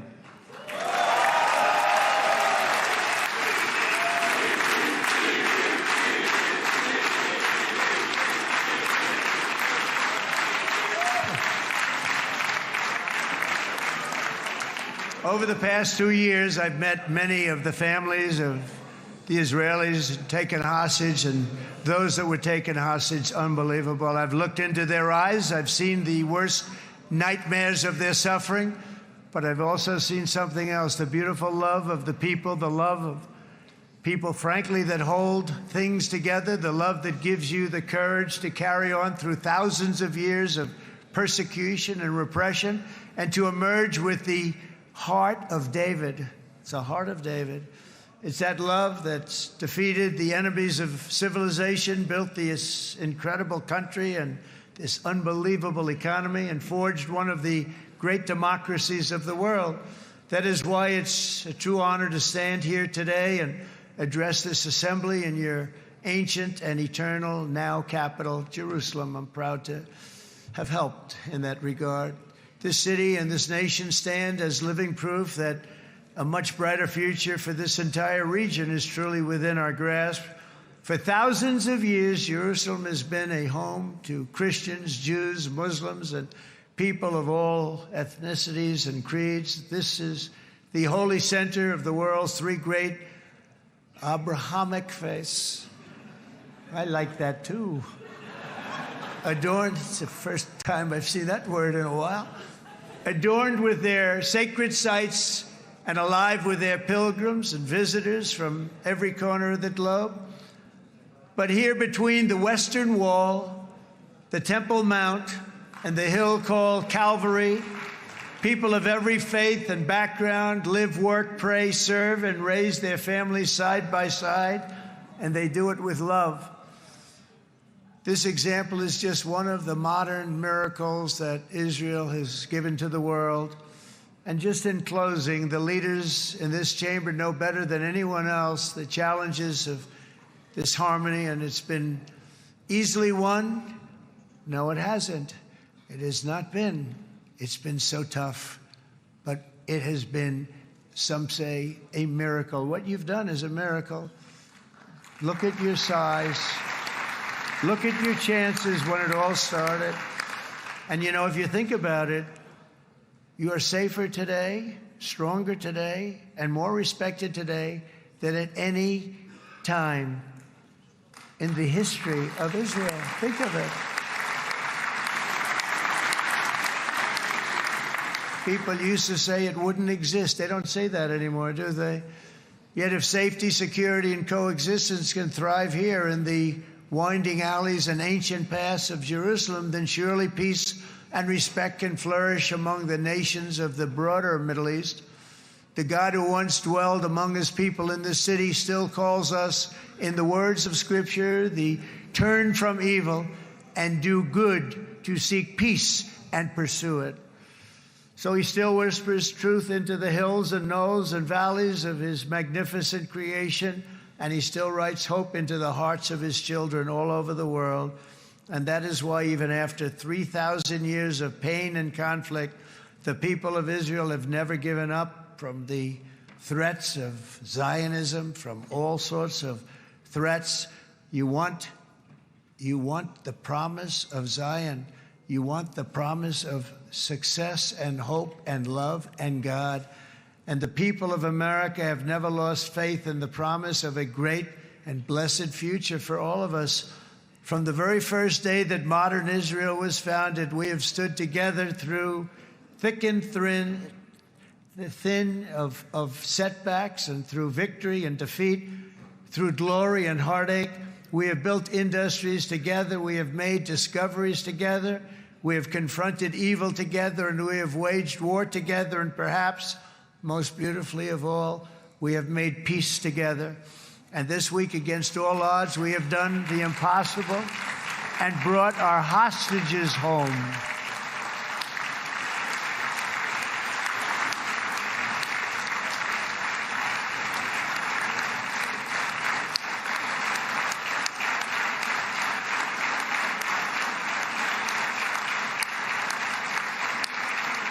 So now we're going to forge a future that is worthy of our heritage. We're going to build a legacy that all the people of this region can be proud of.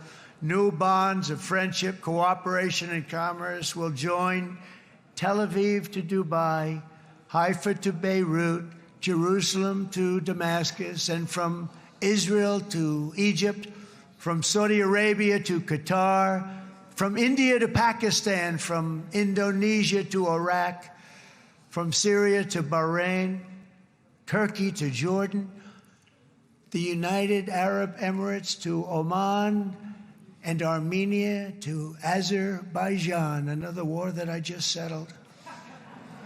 We are going to have hope, harmony, opportunity, and happiness here in the spiritual and geographic center of the entire world. That's what you are.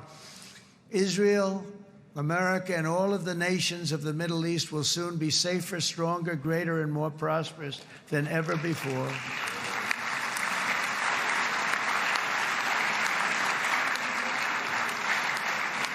And I want to thank you all once again for this exceptional honor. This has been truly an honor. It's seldom that a president is invited to do this.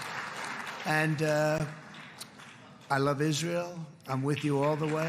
You will be bigger, better, stronger, and more loving than ever before.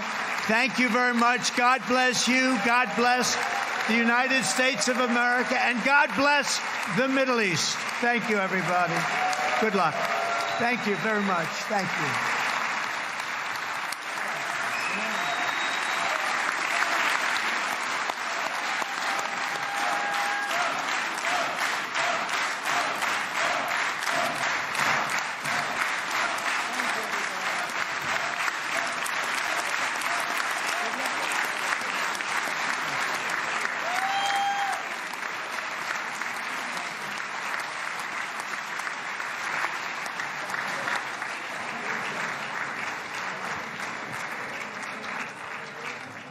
אני מודה לנשיא ארצות הברית של אמריקה על דבריו. חברות וחברי הכנסת, תם סדר היום. הישיבה הבאה תתקיים ביום שני, כ"ח בתשרי התשפ"ו, 20 באוקטובר 2025 בשעה 16:00. חג שמח ובשורות טובות. ישיבה זו נעולה. כבוד הנשיאים וכבוד יושב ראש הכנסת,